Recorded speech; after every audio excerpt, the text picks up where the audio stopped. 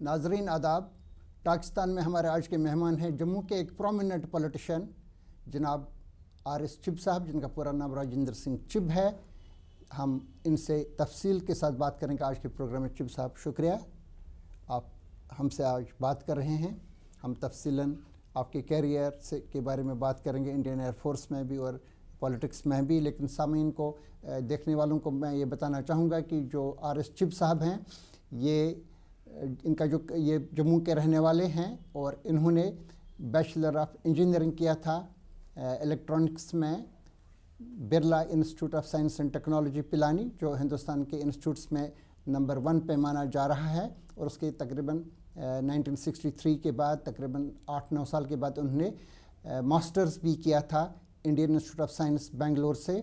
वो भी उन्होंने वो डिग्री हासिल कर ली थी और 19 साल तक इंडियन एयरफोर्स में रहे, स्क्वाड्रन लीडर भी रहे और अपने कैरियर के आखिरी अयाम में ये डिफेंस सर्विसेज ऑफिसर्स इंस्टीट्यूट के चीफ एग्जीक्यूटिव भी थे। ये तफसील हम इनसे बात करेंगे। फिर 1984 में ये रिटायरमेंट लेने के बाद ये पॉलिटिक्स में आ गए और ये 2 बार कैबिनेट मिनिस्टर रहे। एक बार डॉक्टर फारूक अब्दुल्ला की काबीने में 1987 से 90 तक जो थी, और उसके बाद जो उमर अब्दुल्ला साहब की सरकार थी। दोनों सरकार जो थी ये नेशनल कांग्रेस का कोलिशन था। और उमर अब्दुल्ला की सरकार जो 2009 से 2015 तक आई, 14 के एंड तक, उसमें भी चिब साहब कैबिनेट मिनिस्टर थे कुछ साल के लिए।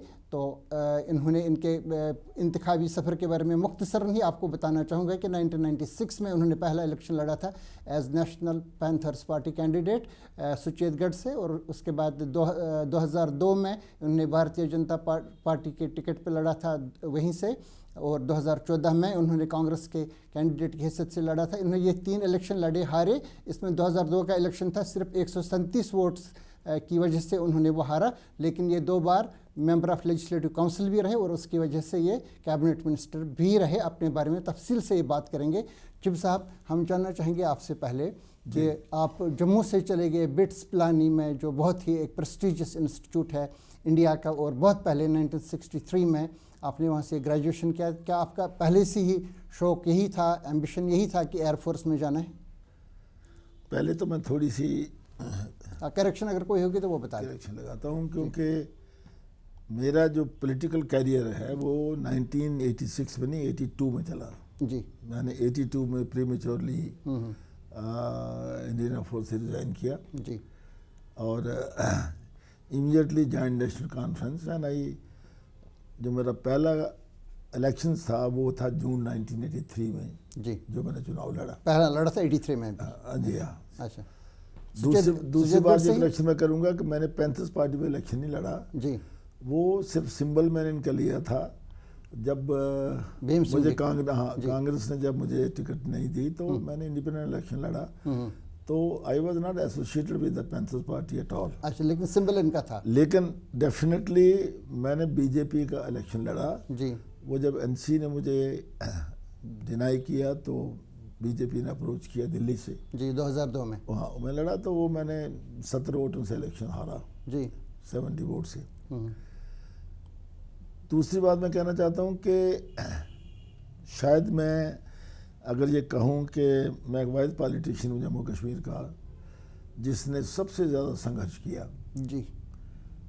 और इतने शॉर्ट पीरियड में मैंने इतनी इलेक्शन लड़ी, हर इलेक्शन में मैंने एक्सेल किया। लेकिन बदकिस्मती से बिकॉज कुछ बातें मैं डिफेंस सर्विस में रहते हुए जो मेरा काम करने का तरीका था वो शायद राजनीति के साथ मैच नहीं करती थी जी, जिसकी वजह से फॉर एग्जांपल मैं बताना चाहूँगा कि जो आजकल की राजनीति है, ईमानदारी से कह रहा हूँ, देखो 44 साल से मैं राजनीति में हूँ, 44 ईयर्स जी। और मैं समझता हूँ कि आजकल की राजनीति में 3 चीज़ें बहुत अहम हैं। एक तो आपके पास मनी पावर होनी चाहिए जी, दूसरा मसल पावर, और इसके साथ साथ आप में झूठ बोलने की पूरी क्षमता होनी चाहिए जी। ये तीनों चीज़ें मुझ में नहीं थी, जिसकी वजह से कई 70 वोटों से मैं हारा। पार्लियामेंट का इलेक्शन 1989 में जब मैं लड़ा यहाँ से जनता दल पार्टी के, जब मुझे एनसी ने निकाल दिया पार्टी से जी, तो बीपी सिंह ने मुझे इनवाइट किया, तो मैंने 1982 में जम्मू राजौरी पुंछ की सीट पर इलेक्शन लड़ा। 2,21,000 वोट पोल किया मैंने जी, और 10,000 वोटों से मुझे इन्होंने हराया, वो भी बेईमानी से हराया।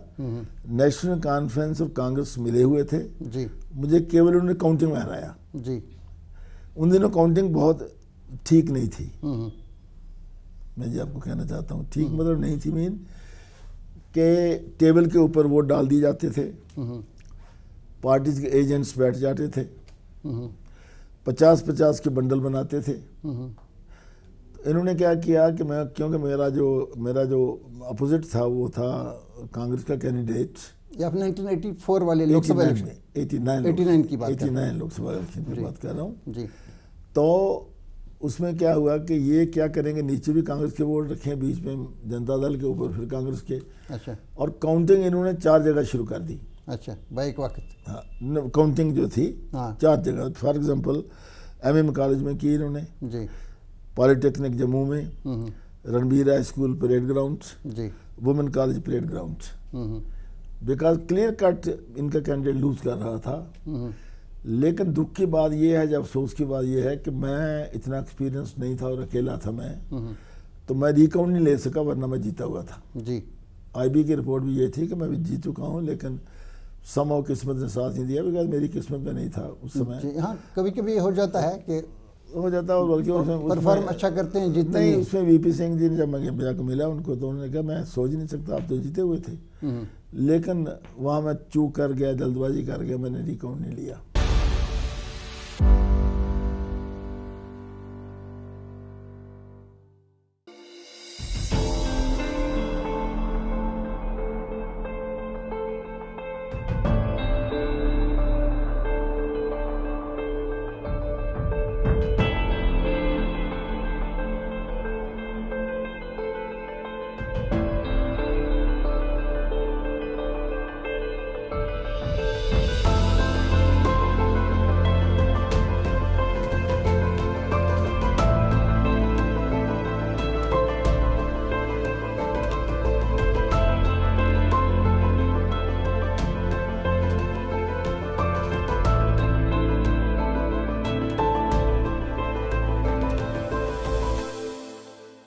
पहले हम आपसे जानना चाहते थे कि आप जम्मू से चले गए बिट्स पिलानी में, उसके बाद इंडियन एयरफोर्स में। वो बड़ा ज़रूरी है जी हाँ। इसलिए ज़रूरी है कि बेसिकली मैं 4 साल का था जब मेरे पेरेंट्स POK से माइग्रेट किए जम्मू में।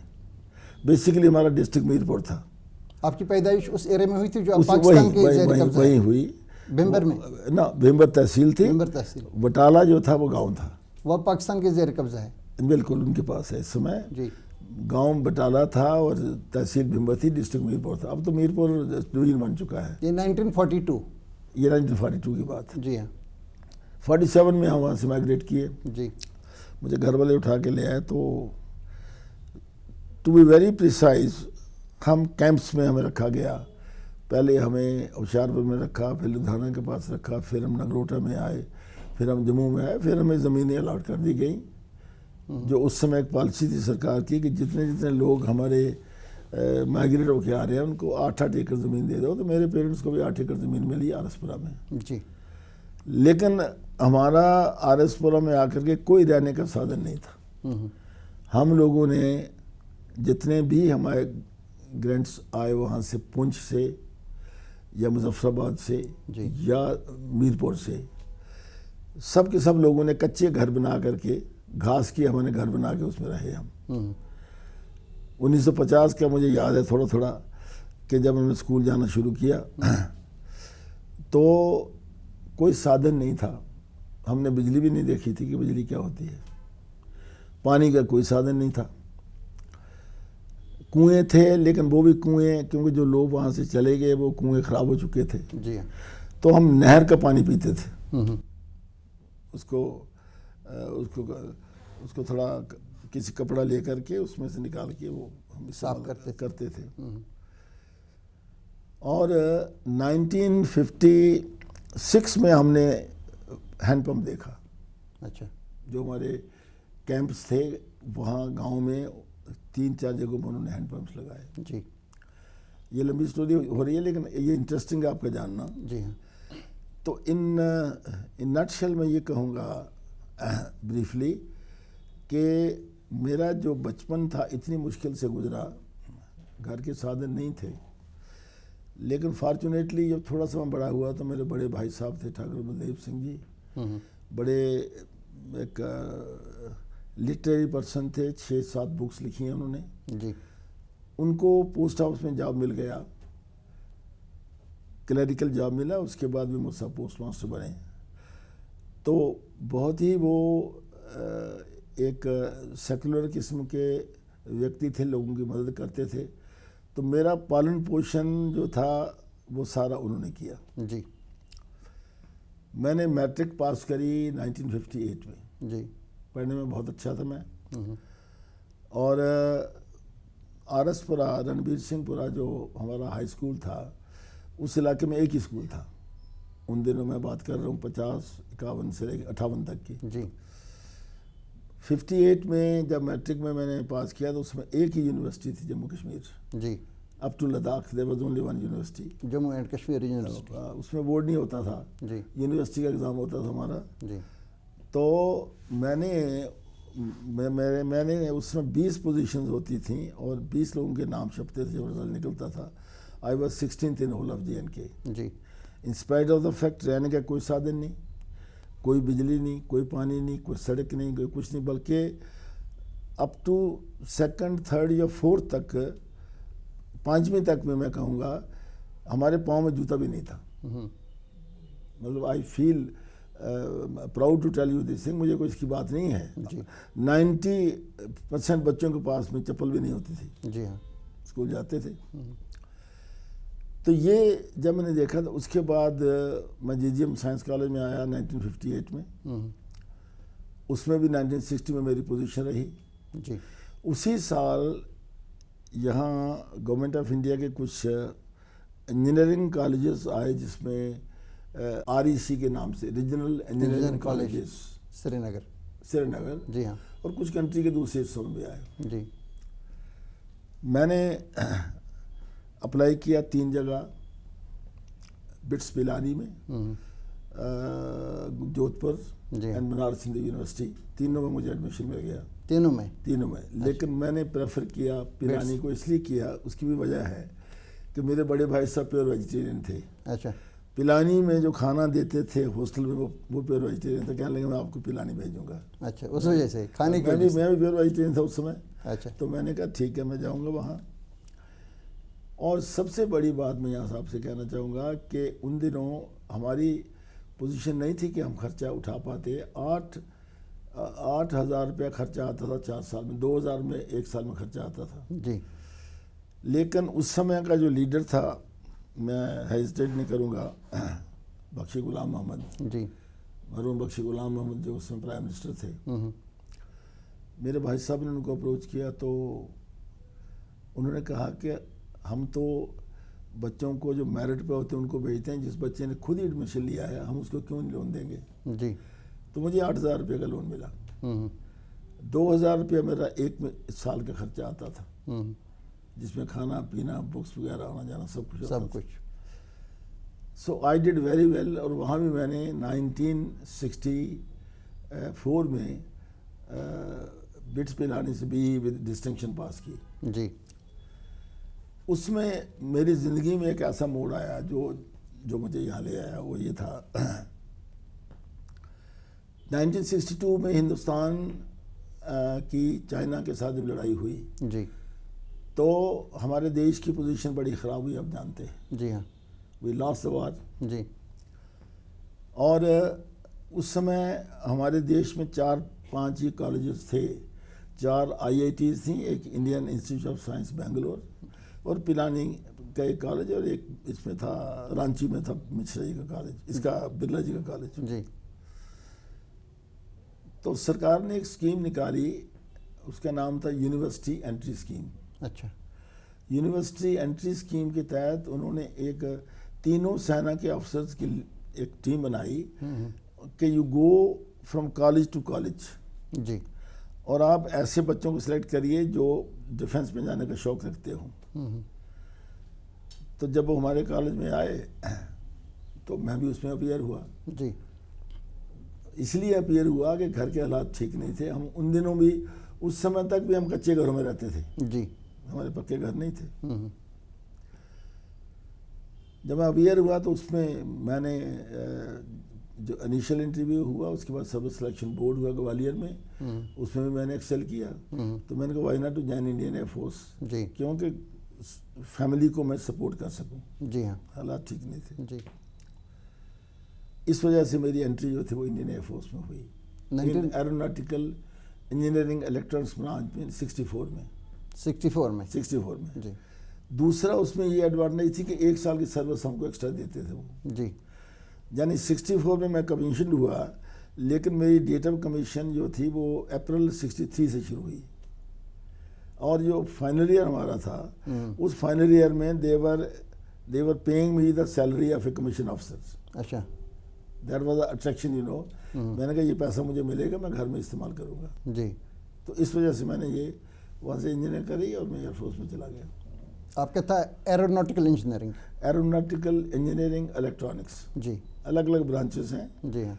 2 ब्रांचेस हैं इसकी, आजकल तो बढ़ गई हैं बहुत। Aeronautical engineering electronics, aeronautical engineering mechanical. जी हाँ।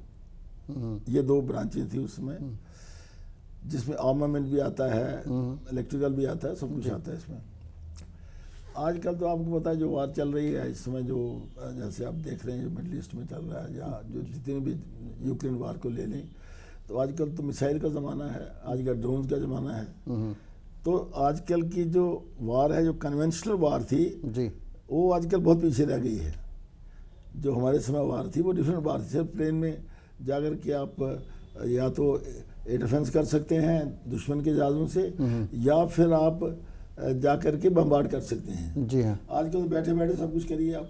जी हाँ, सब चेंज ना हो, बहुत सारे कीबोर्ड पे। जी हाँ जी।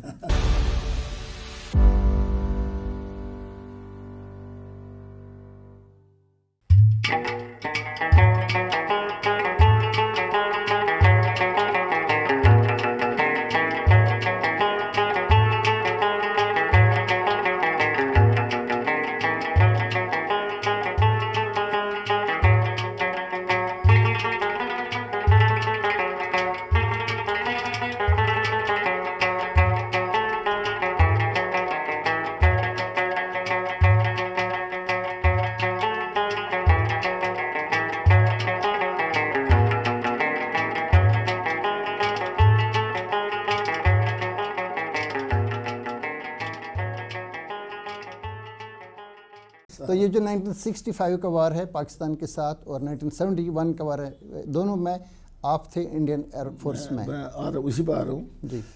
64 में मैंने जब मुझे सिलेक्शन हो गई तो मुझे इन्होंने बुला लिया ट्रेनिंग के लिए एयरफोर्स एकेडमी बेंगलोर। जी। उसको कहते थे एयरफोर्स टेक्निकल कॉलेज बेंगलोर। 1 साल का कोर्स था। तो मैं 6 अप्रैल 1964 में मैं पास आउट हुआ वहाँ से। जी। 65 में पास आउट हुआ। जी। 64 में तो गया, 65 में पास आउट हुआ। यूं ही मैं घर पहुंचा, अभी हम छुट्टियां 1 महीने की थी, तो इधर से इंडो पाक वार जो थी वो स्टार्ट हो गई। अच्छा। मेरे का ज़माना था, मेरे से गड़बड़ी शुरू हो गई। तो immediately I get a telegram from air headquarters कि ये report back to the units. जी। यानी मेरी पहली पोस्टिंग में ही मुझे बुलाया गया और अम्बाला में, एयरफोर्स स्टेशन अम्बाला में मेरी पोस्टिंग हुई। अच्छा। वहाँ मैं तैनात किया गया। उस वक्त क्या थे आप? मैं उसमें पायलट अफसर था। जी। तो पहला रैंक जो होता है पायलट अफसर, फिर फ्लाइंग अफसर होता है, फिर फ्लाइट लेफ्टिनेंट होता है, लास्ट लेफ्ट स्क्वाड्रन लीडर होता है। मैं विंग कमांडर बन गया था, लेकिन मैं बताऊंगा क्यों उसको मैंने छोड़ा। जी। अच्छा। तो अम्बाला में मैं तैनात किया गया और पूरा हमने पार्टिसिपेट किया। हमारा काम होता था कि अर्ली मॉर्निंग जब पायलट्स वगैरह 5 बजे उठ करके पायलट्स को ब्रीफ करना कि कहाँ का हमारा रेडार ठीक है, कहाँ का इक्विपमेंट हमारा ठीक है, कहाँ का ठीक नहीं है। तो ये सारा सिलसिला जो था मैं वहाँ चलता रहा। बहरहाल वहाँ से चलता चलता मैं अम्बाला के बाद में फिर जब वार ख़त्म हो गई, उसके बाद में मैं बरेली में रहा, उसके बाद में कलकत्ता में रहा, बैरकपुर में, उसके बाद क्लाईकुंडा एक स्टेशन है वहाँ रहा। अल्टीमेटली 68 में जो था वो मेरा जो पोस्टिंग है वो जम्मू में, यहाँ एक रेडार यूनिट थी, यहाँ पोलो ग्राउंड है जी। ये आजकल तो बिल्डिंग बन गई है, वहाँ कोई बिल्डिंग नहीं थी। एक यूनिट थी वहाँ रेडार यूनिट, उसका मुझे सीओ बना के यहाँ भेजा गया। अच्छा। I was commanding A small unit, radar unit जो हमारे प्लेन वगैरह जाते थे लड़ाई के समय इधर उधर, उनको गाइड करने के लिए वो यूनिट थी। तो उसमें मेरी तैनाती हो गई। That was 68। उसके बाद में जम्मू में रहने के बाद 2, 2.5, 3 साल मैंने गुजारे। इस पीरियड में मेरी शादी हो गई। अच्छा। I got married. और मेरी जो मैरिज हुई वो एक अच्छी फैमिली में हुई। जो मेरे फादर इन लॉ जो थे वो deputy director protocol and hospitality थे जी। तो उनका एक बहुत बड़ा संबंध जो था, being a head of the protocol department, तो उस समय की जो रूलिंग फैमिली थी, फॉर एग्जाम्पल जब शेख साहब आ गए तो शेख साहब के साथ में उनका बहुत बढ़िया संबंध था जी। बहरहाल यहाँ से मैं बरेली गया। बरेली में जब हम पहुँचे तो थोड़ी देर के बाद में हमारी पाकिस्तान के साथ फिर गड़बड़ शुरू हो गई, बांग्लादेश के सिलसिले में। 71 वाला जी। तो अलॉन्ग विद द यूनिट, हमारी यूनिट जो थी वो बिल्कुल बांग्लादेश के बॉर्डर में मूव करी, तेज़पुर हम पहुँचे वहाँ ईस्टर्न सेक्टर में। 15 दिन का सफ़र था, स्पेशल ट्रेन से हम गए। उसके बाद में बांग्लादेश के ऊपर जो इंडो पाक वार हो गई, वो आप जानते हैं कि हमारी फ़ौज के सामने कितने लोगों ने, 90,000 लोगों ने सरेंडर किया। उनके जो हेड थे जनरल न्याजी, हमारी जो फोर्स को हेड कर रहे थे ईस्टर्न कमांड को जनरल अरोरा थे, JS अरोरा। तो वहाँ सारा सरेंडर हुआ। हम तेजपुर से वापस हम बरेली आ गए। बरेली जब आते हैं तो मैं आपको जल्दी उस चीज़ पे ले जाना चाहता हूँ। फिर वहाँ से मेरी पोस्टिंग फिर आसाम में हुई, डिब्रूगढ़ जी। जब मेरा टेन्योर 2-2.5 साल का हो गया तो डिब्रूगढ़ में ट्रांसफ़र हुई। जब तो थोड़ी देर बाद हुई तो मुझे टेलीग्राम आता है हेडक्वार्टर से कि आपको दिल्ली पहुंचना है, आपका इंटरव्यू है फॉर पोस्ट ग्रेजुएशन। अच्छा। वो एक स्कीम है कि जो अच्छे अफसर्स होते हैं जिनका रिपोर्ट स्टेटस अच्छा हो जी, तो उसमें वो हर साल कोई 10, 15 या 20 डिपेंडिंग अपॉन रिक्वायरमेंट, एयरफोर्स जो है वो आर्मी भी करती है, नेवी भी करती है, वो जो है वो हायर स्टडीज़ के लिए उनको भेजते हैं। तो मेरा इंटरव्यू दिल्ली में हुआ तो I was selected for post graduation in industrial management. Immediately 6 महीने के बाद मुझे वापस बेंगलोर भेजा गया। तो बेंगलोर में I was admitted in IISc।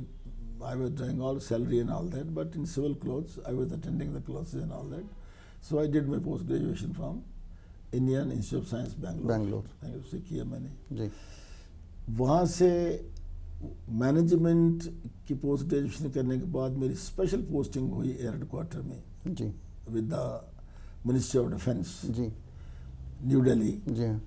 उसमें एक टीम होती है जिसको कहते हैं एवियनिक्स मॉडिफिकेशन टीम, बिकॉज मेरा फील्ड तो इलेक्ट्रॉनिक्स था जी। तो एवियनिक्स वो होता है जो एयरबॉर्न इक्विपमेंट में जो जहाज में लगता है उसको एवियनिक्स कहते हैं जी। नॉर्मली तो इलेक्ट्रॉनिक्स है जी, but avionics mean the equipment which is being used in the aircraft right. तो एक एवियनिक्स मॉडिफिकेशन टीम में मुझे लगाया गया एज असिस्टेंट डायरेक्टर कानपुर से। वहाँ पहले मैं कानपुर रहा 5 साल, वहाँ मैं 5 साल बेंगलुरु से कानपुर आया, कानपुर 5 साल में रहा।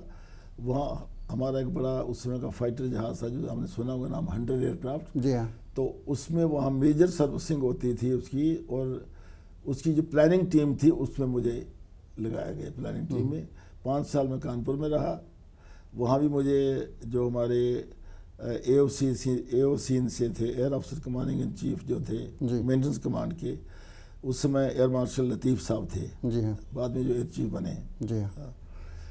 तो 5 साल के बाद में मुझे एयर हेडक्वार्टर लगाया गया, मैं उसमें आ गया एवियनिक्स मॉडिफिकेशन टीम में जी। इसी दौरान में मैं defence services officer institute Dhaula कुआं, एक वहाँ क्लब टाइप है जिसमें तीनों सर्विस के ऑफिसर मेंबर होते हैं उसके, और बड़े सीनियर लोग, सीनियर ऑफिसर उसको हेड करता है कि one of the senior officers of the navy, army और एयरफोर्स का। तो मैं वहाँ उसका मेंबर था। तो वहाँ उस इंस्टीट्यूट में कुछ मैनेजमेंट की गड़बड़ हुई, तो मैं इलेक्टेड मेंबर था मैनेजमेंट कमेटी का जी। तो मुझे ऑनरेरी कैपेसिटी में 2 साल के लिए वहाँ सेक्रेटरी लगा दिया गया, डिफेंस सर्विसेज ऑफिसर्स इंस्टीट्यूट जी, धौला कुआं में, दिल्ली में। जी।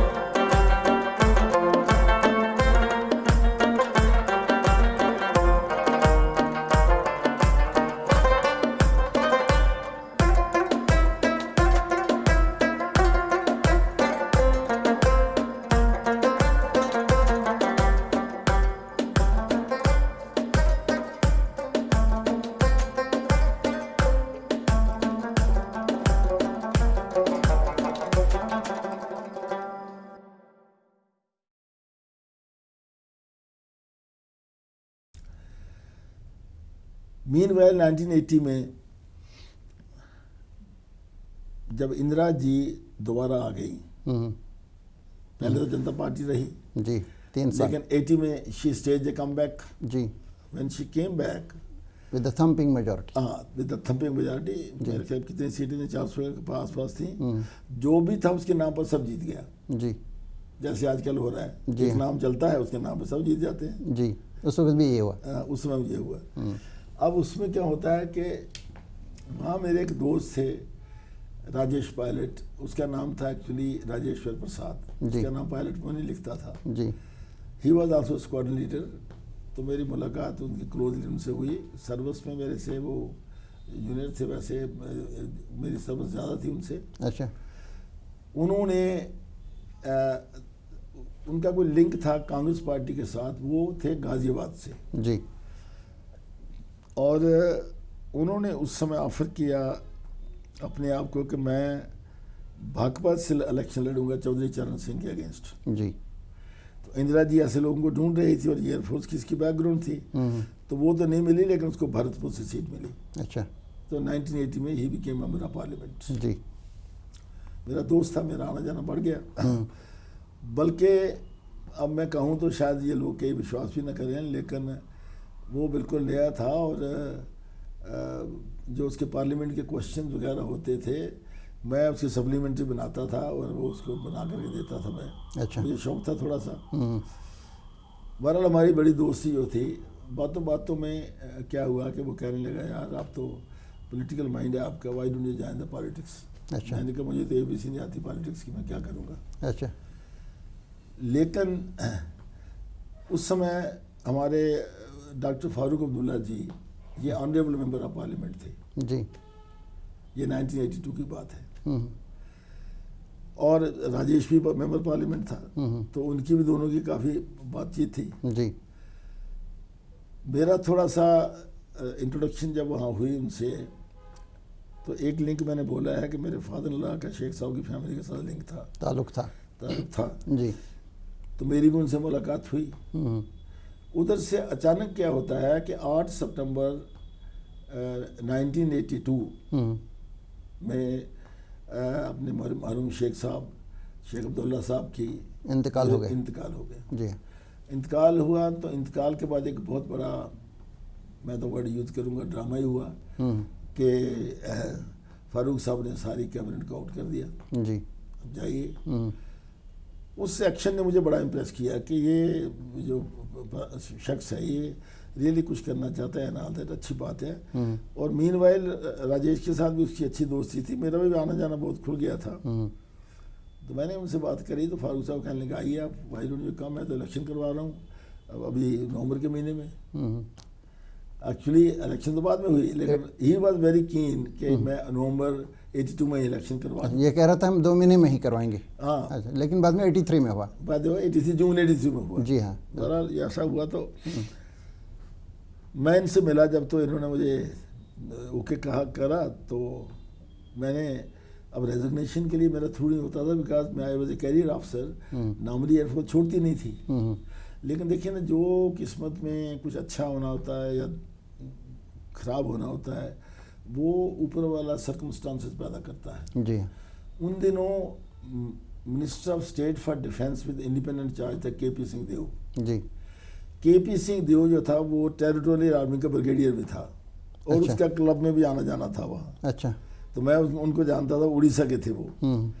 तो ऑब्वियसली राजेश पायलट जो था, Rajesh Pilot being a member parliament, उनके साथ उनके बड़ी क्लोज थे। मुझे कहने लगे, राजेश ही कहने लगे कि आप क्यों चिंता करते हैं, मैं आपका भी रेजिग्नेशन थ्रू करता हूँ। तो मैंने जब रेजिग्नेशन डाला, nobody could imagine within a month my resignation was through because he took me to the defense minister। उन्होंने एयर चीफ से बात करी। उन दिनों एयर चीफ जो था air chief marshal Dilbag Singh. अच्छा। दिलबाग सिंह जी थे जी। मुझे वो कहने लगे कि आप क्यों जाना चाहते हैं। मैंने कहा मेरे को घर के सर्कमस्टांसेस ऐसे हैं। आई डिडंट टेल हिम कि मेरे दिल में क्या है। बहरहाल मेरा रेजिग्नेशन जो था थ्रू हो गया जी। उसी साल 1982 में I was awarded with the Vashisht Seva medal by president of India जी हाँ, for my good work in the air headquarters ministry of defence में जी। Vashisht Seva medal mean for the medal which is being given to the people those who have rendered distinguished and meritorious service उनको दिया जाता है जी हाँ। बल्कि मेरा resignation जो था वो 2 अक्टूबर को थ्रू हुआ। मैं घर आ गया और मेडल लेने के लिए मैं बेंगलोर में, वहाँ हमारी जो इन्वेस्टिचर परेड हुई जी, वो वहाँ गया। अभी मेरा फोटो यहाँ लगा हुआ है, मैं आपको दिखाऊंगा जी जी। मैं आ गया जब, तो इधर से मुझे फारूक साहब जब आया तो मुझे एनसी में इन्होंने 11 नवंबर को मुझे इन्होंने एनसी में एंट्री दे दी 1982 में ठीक। एंड 11 दिसंबर 1982 में मैंने अपने गांव में पब्लिक मीटिंग रखी। लेकिन कांग्रेस में नहीं गए? मैं कांग्रेस में एनसी में गया ना। अच्छा। हालांकि राजेश पायलट दोस्त थे आपके? देखिए हाँ, वो इसलिए गए कि राजेश भी कहने लगा और मैं भी ये समझता था। मैंने कहा कि देखिए एक चीज़ मैं कहूँगा यहाँ बड़ा ज़रूरी है उस चीज़ को नोट करना। कांग्रेस तो थी अप टू मीर कासिम जी। शेख साहब के आने के बाद तो नक्शा सब बदल चुका था जी। मैंने जो आपको बताया अपनी ज़िंदगी के हालात, जिन हालात में गुजरा था, मुझे बड़ी तमन्ना थी कि मैं उन लोगों के लिए काम करूं जिनके साथ में मैं कच्चे घरों में रहा, स्कूल में बना चप्पल ले जाते थे हम जी, कोई साधन नहीं था, उनके लिए काम करें। वो एक साधन वो था पॉलिटिक्स। और पॉलिटिक्स में अगर मैं जाऊं तो मुझे कुछ पोजीशन मिलनी चाहिए एंड ऑल दैट। तो उस दिनों national conference was on top right. तो राजेश ने भी मुझे हाँ करी, दोनों जब बात हुई उसने कहा कि ठीक है, बेस्ट है नेशनल कॉन्फ्रेंस में जाइए, कोई अंतर नहीं है उसमें जी, ओरिजिनल पार्टी है वहाँ। और मैं ये भी कहना चाहूँगा इवन टुडे अगर मैं ये कहूँ, लेट पीपल नो इट, लोगों को जो समझ होनी चाहिए जिनको राजनीति जम्मू कश्मीर की आती है। मैं कोई इतना बड़ा लीडर तो नहीं रहा, लेकिन मैं आज भी ये कहता हूँ कि यहाँ तक शेख अब्दुल्ला की लीगेसी है, नेशनल कॉन्फ्रेंस की लीगेसी है जी। उसके बाद में फारूक साहब आ गए, अब उमर साहब आ गए। उमर साहब के साथ भी मैंने काम किया है, लेकिन उमर साहब क्या करते हैं आगे क्या होता है वो तो खुदा जानता है जी। लेकिन नेशनल कॉन्फ्रेंस को जम्मू कश्मीर के पॉलिटिकल सीन से राइट ऑफ नहीं किया जा सकता, ये मैं इतना समझता था उस समय भी जी। इसलिए मैंने राजेश से कहा कि मैं एनसी में जाऊंगा जी। और बड़ी इज्जत के साथ फारूक साहब ने मुझे कहा, मुझे एहतराम है उनके इस बात के लिए। देखो बेशक मैंने नेशनल कॉन्फ्रेंस से मुझे बाद में इन्होंने निकाला भी, जब मैं रिज़ाइन किया तो बताऊंगा, मैं उस पर आऊँगा जी। लेकिन मेरे मुंह से आज तक कभी भी एक वर्ड जो था वो फारूक साहब के खिलाफ या किसी नेशनल कॉन्फ्रेंस के लीडर के खिलाफ मैंने कभी नहीं बोला। राइट। तो 1983 का जो असेंबली इलेक्शन हुआ, जो आपने बताया कि मैंने पहला लड़ा, ये कहाँ से आपने लड़ा? मैंने रणजीत सिंहपुरा से लड़ा। उसमें भी मुझे यही था कि मुझे कोई पॉलिटिक्स की चालाकी नहीं आती, बल्कि हाईएस्ट वोट मैंने पोल किया। जितनी हिंदू बेल्ट की सीटें थीं जी, मेरा वोट सबसे हाई था जी। 3 लोगों ने हमसे ज़्यादा वोट, 3 जगह से हमने वोट लिए। 12,000 को मैंने क्रॉस किया आरएसपुरा से। अच्छा। सरदार हरवंश सिंह ने इलेक्शन लड़ा कंटोनमेंट से अगेंस्ट पंडित त्रिलोचन दत्त जी। इसने भी अब ज़बरदस्त टक्कर दी। उधर से गुरबचन कुमारी राणा थी रामगढ़ से, उसने भी टक्कर। 3 लोगों ने हमने अपना नाम बनाया जी अमंग द हिंदू कॉन्स्टिट्यूंसीज। मेरा नंबर 1 पे था उसमें भी जी, बिकॉज मैंने 6 महीने इतनी मेहनत करी। अक्टूबर में मैं आ गया, अक्टूबर में लग गया मैं। उसमें स्वर्गीय शेख नज़ीर साहब हमारे जनरल सेक्रेटरी थे जी, तो उन्होंने भी मुझे गाइड किया। तो मैं फिर दिन रात करता था, तो मेरा एक बड़ा शानदार रिजल्ट रहा उस बात के लिए जी। ये था 83 का इलेक्शन लड़ने के बाद में मैं श्रीनगर चला गया यहाँ से।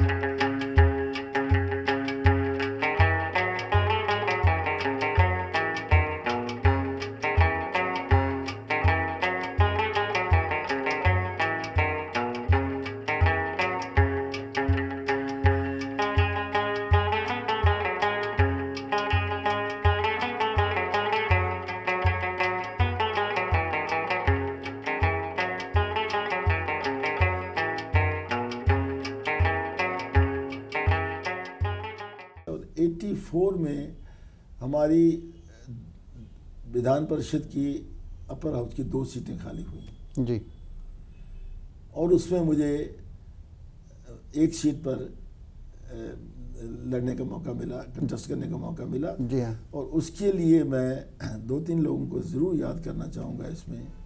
एक गुलाम मोहम्मद बदरवाई जी, उस समय वो नेशनल कॉन्फ्रेंस के बड़े टॉप लीडर थे, और फारूक साहब ने तो खुद मुझे आशीर्वाद दिया। हाउसिंग के मिनिस्टर भी थे शेख गुलाम मोहम्मद बदरवाई। उस समय नहीं थे, उस समय पार्टी में उनका एक अच्छी पोजीशन थी जी। उन्होंने भी मेरी बड़ी करी, और प्यारेलाल हंडू जो था जी, इन सब लोगों ने मिल करके, बिकॉज मेरा जो काम काज देखा है इन्होंने, तो मुझे कोई स्ट्रगल नहीं करनी पड़ी। स्टेट में उन्होंने मुझे बना दिया जी, member of legislative council okay बन गए। अब उसके बाद में आप जानते हैं कि क्या हुआ कि जो हालात बन गए हमारे बीच में एनसी और कांग्रेस। तो यही ज़रा बताएंगे, क्योंकि आप दोनों के बहुत करीब थे, तो इधर से आप बता रहे हैं कि राजेश पायलट ये सब लोग कांग्रेस के इनके साथ थे। इंदिरा गांधी खुद आई थी जब शेख साहब का इंतकाल हो गया था, तो ये इनकी टांगें खींच रही थी पीछे से फारूक अब्दुल्ला की, और इनको टॉपल किया गया 1984 में। क्या किस पस नज़र में हुआ? वो मैं समझता हूँ, जो यहाँ तक मेरा सवाल है कि उस समय जो नेशनल लेवल पर जो पॉलिटिकल सीन था जी, उस समय जो अपोजिशन पार्टीज जिसको एनटी रामाराव वगैरह लीड कर रहे थे उस समय जी हाँ, उनका एक पूरा लीड बना हुआ था सबका। तो ये सब पार्टी इकट्ठी हो रही थी, और उसमें फारूक साहब ने शायद जल्दी करी या कैसे किया, या उस समय मैं नहीं कहना चाहूँगा। फारूक साहब का तो फैमिली बैकग्राउंड की वजह से एक अच्छा एक्सपीरियंस था, लेकिन हम लोग भी जुड़ गए उनके साथ। अच्छा। और यहाँ एक अपोजिशन के साथ, अपोजिशन का, और हमने एक कॉन्फ्रेंस यहाँ करवाई श्रीनगर में, जिसमें ये शहाबुद्दीन वगैरह सारे लोग आए थे। सारी कॉन्फ्रेंस करवाई। हालात बिगड़ते गए, लेकिन अब उसके बाद में आप जानते हैं कि मैडम का जो असैसिनेशन हो गया, और फिर राजीव जी जब आ गए, तो अब राजीव जी को जैसे मैं जानता हूँ बड़े लिबरल ख्याल के थे, Martin young man, he was pilot and all that. तो धीरे धीरे 1985 में ये थोड़ी उनकी क्लोजनेस होने लगी। 1985 में, उससे पहले 83 के बाद में क्या हुआ कि जब जीएम शाह की हुकूमत बनी यहाँ जी हाँ, तो आप जानते हैं कि उसमें 13 लोगों ने डिफेक्ट किया जी हाँ, इधर से एनसी से, एंड वो चले गए कांग्रेस के साथ, उनके साथ में। और उस समय मुफ्ती साहब बड़े पावरफुल थे जी, मुफ्ती सईद साहब प्रदेश कांग्रेस कमेटी के प्रेसिडेंट थे। और उनका और उस समय का जो प्रेसिडेंट था प्रदेश कांग्रेस कमेटी का, वो नॉर्मल प्रेसिडेंट नहीं था जैसे आजकल के हैं। नहीं, बहुत ताकतवर। इनको कौन पूछता है, वो तो इतने पावरफुल थे। उनकी बड़ी तमन्ना थी, बिकॉज वो कभी जीत नहीं पाए थे, उनकी बड़ी तमन्ना थी कि मैं चीफ मिनिस्टर बनूं। 83 में 2 जगह से लड़े थे, बिजवारा से, होमशालिबू से, दोनों जगह से हार गए। लेकिन एक बार शायद यहाँ से भी लड़े थे। वही सुना रहा हूँ ना। अच्छा, फिर क्या हुआ कि इतनी देर में जब जीएम शाह की हुकूमत बनी तो फारूक साहब के पास उस समय अपोजिशन के लोग आए, जिसमें ये था शेख अब्दुल रहमान, धनराज बड़गोत्रा था, भीम सिंह था। ये सब लोग, हमारी मीटिंग हुई कि जीएम शाह को काउंटर करना है। तो जीएम शाह को जब काउंटर करना है तो इन्होंने एक ऑर्गेनाइजेशन बना दी, इनको शेख अब्दुल रहमान को बना दिया, आप इसको हेड करो। अच्छा, मुझे बनाया गया जनरल सेक्रेटरी।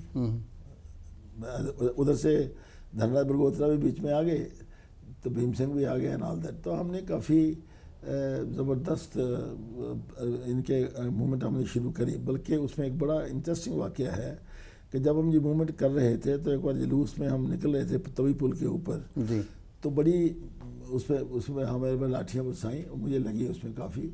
अच्छा। और फिर मैंने हंगर स्ट्राइक करी, काफ़ी दिन 6-7 दिन मैंने कुछ नहीं खाया एंड ऑल दैट, और हॉस्पिटल में रहा। और उसके बाद में फिर ये कांग्रेस के लोगों ने किया, ये कांग्रेस के लोगों ने किया उस समय, तो बड़ा ज़बरदस्त किया उन्होंने। उसके बाद में क्या होता है कि मुफ्ती साहब ने फैसला किया है कि मैं रणबीर सिंहपुरा से इलेक्शन लड़ूंगा। जनकराज गुप्ता जी उस समय एमएलए थे वहाँ से, जो मेरे अगेंस्ट जीते थे जी। और मेरा केस जो था उनके अगेंस्ट हाई कोर्ट में पेंडिंग भी था। मैंने रिट करी थी अपनी इलेक्शन की कि इन्होंने बेईमानी करी है। तो मुफ्ती साहब ने प्लानिंग करके जब डिफेक्शन वगैरह सारी हो गई, तो उसमें वो जो इनका मुफ्ती साहब ने इलेक्शन यहाँ से लड़ने का फैसला किया, मतलब बाई इलेक्शन तो रिज़ाइन कर दिया, उसको रिज़ाइन करवाया गया, जनकराज गुप्ता उसको रिज़ाइन करवाया गया। और GM Shah and DD Thakur साहब, ये दोनों, जीएम शाह साहब तो चीफ मिनिस्टर थे जी, तो डीडी ठाकुर साहब उस समय डिप्टी चीफ मिनिस्टर थे जी हाँ।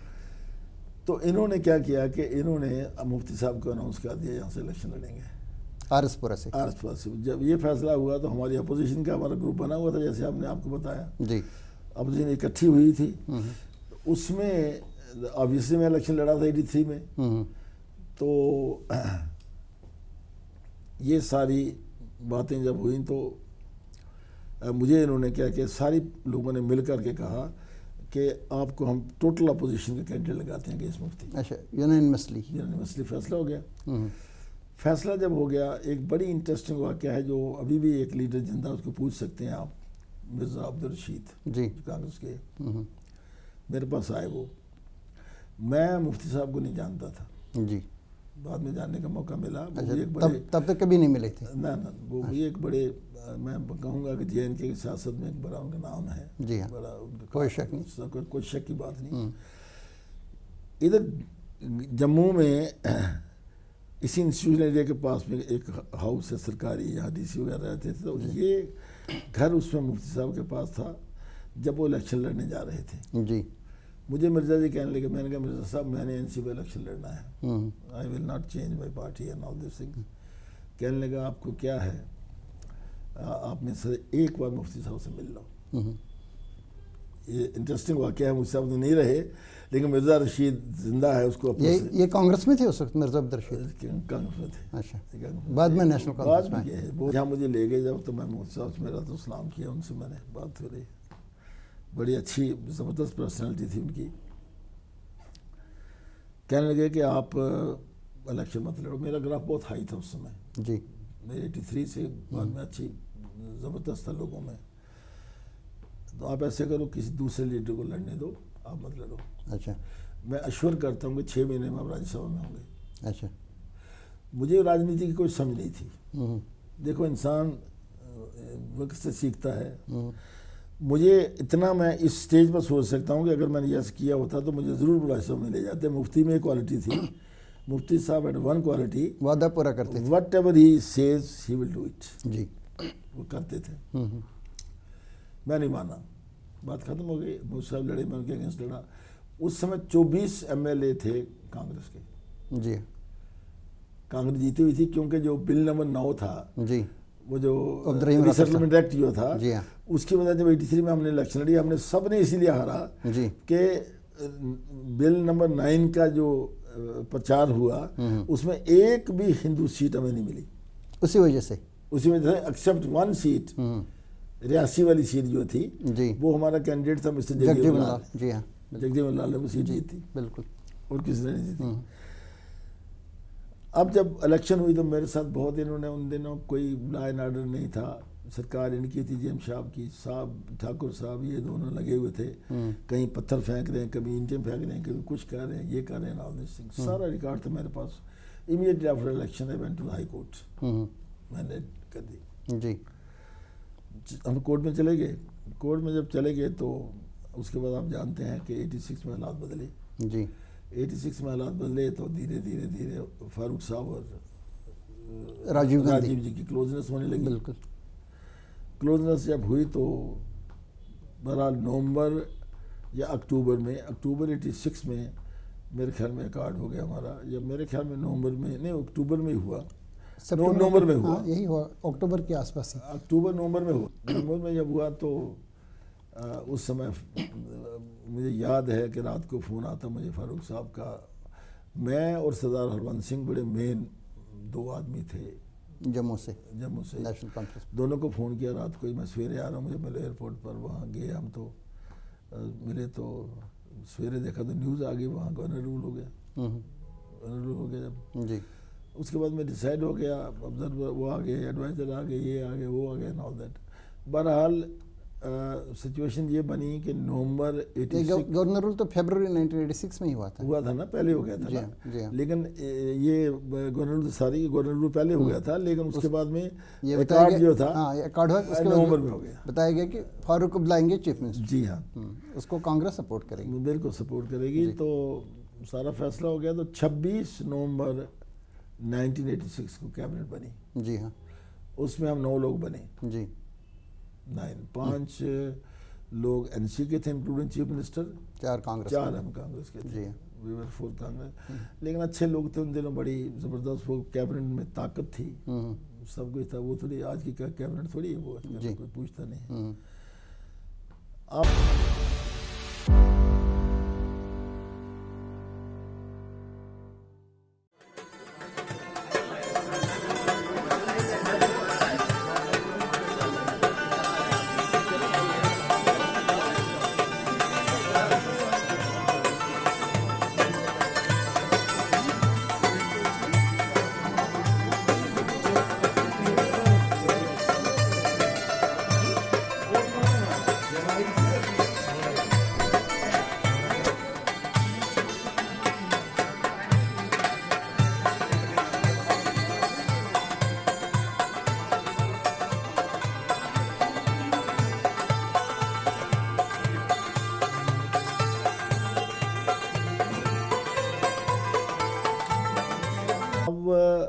सिलसिला चलता रहा, 86 के बाद में 87, 88, तो फिर मुझे इन्होंने एक वाक़ा मेरी ज़िंदगी में हुआ कि जब 87 का इलेक्शन आया, ये जो है असेंबली वाला इलेक्शन आया मार्च 1987, तो एक आर्ड में इन्होंने क्या किया कि बिश्ना की सीट जो थी वो एनसी को दे दी, बाबू परमानंद थे उसमें, फाइनेंस मिनिस्टर थे, जी हाँ।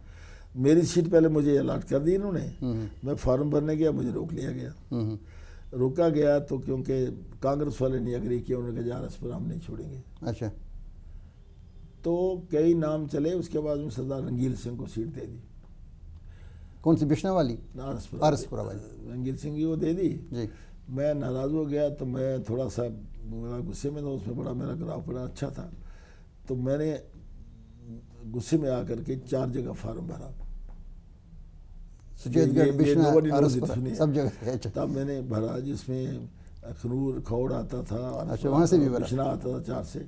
जब फार्म भरा तो फारूक साहब ने मुझे बुलाया, उसने कहा ये गलत हो जाएगा, मत करो ऐसे ही है ना उधर। तो मुझे जब सब लोगों ने समझाया तो मैंने विड्रॉ कर लिया। अच्छा, मैंने हर जगह से विड्रॉ कर लिया।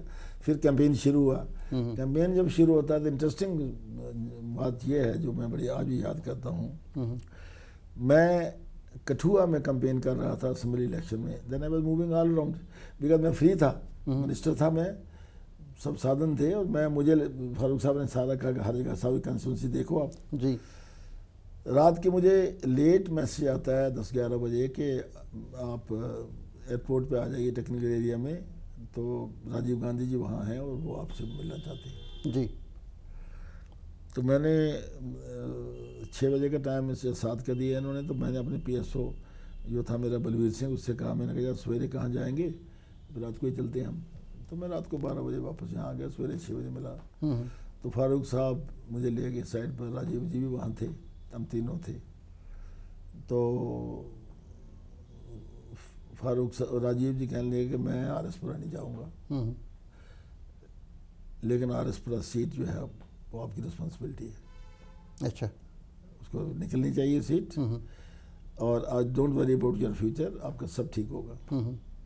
फारूक ने मुझे इंडायरेक्टली कह दिया कि चाहे रंगील सिंह जीत जाए लेकिन मिनिस्टर आप होंगे।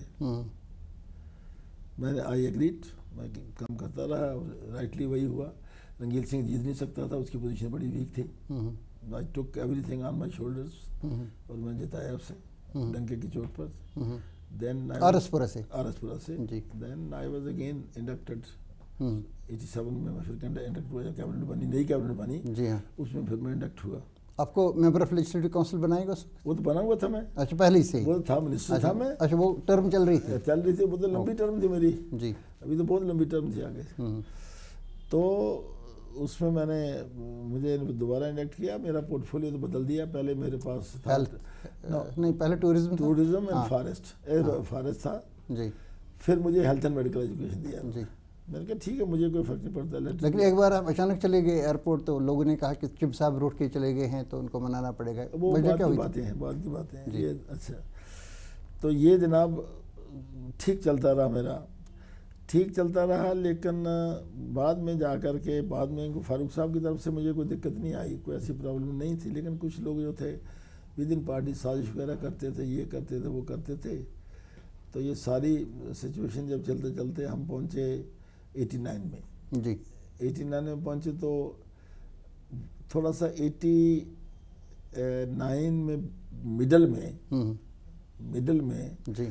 थोड़ी सी प्रॉब्लम ये आ गई कि मेरा कमिश्नर आ गया BR सिंह।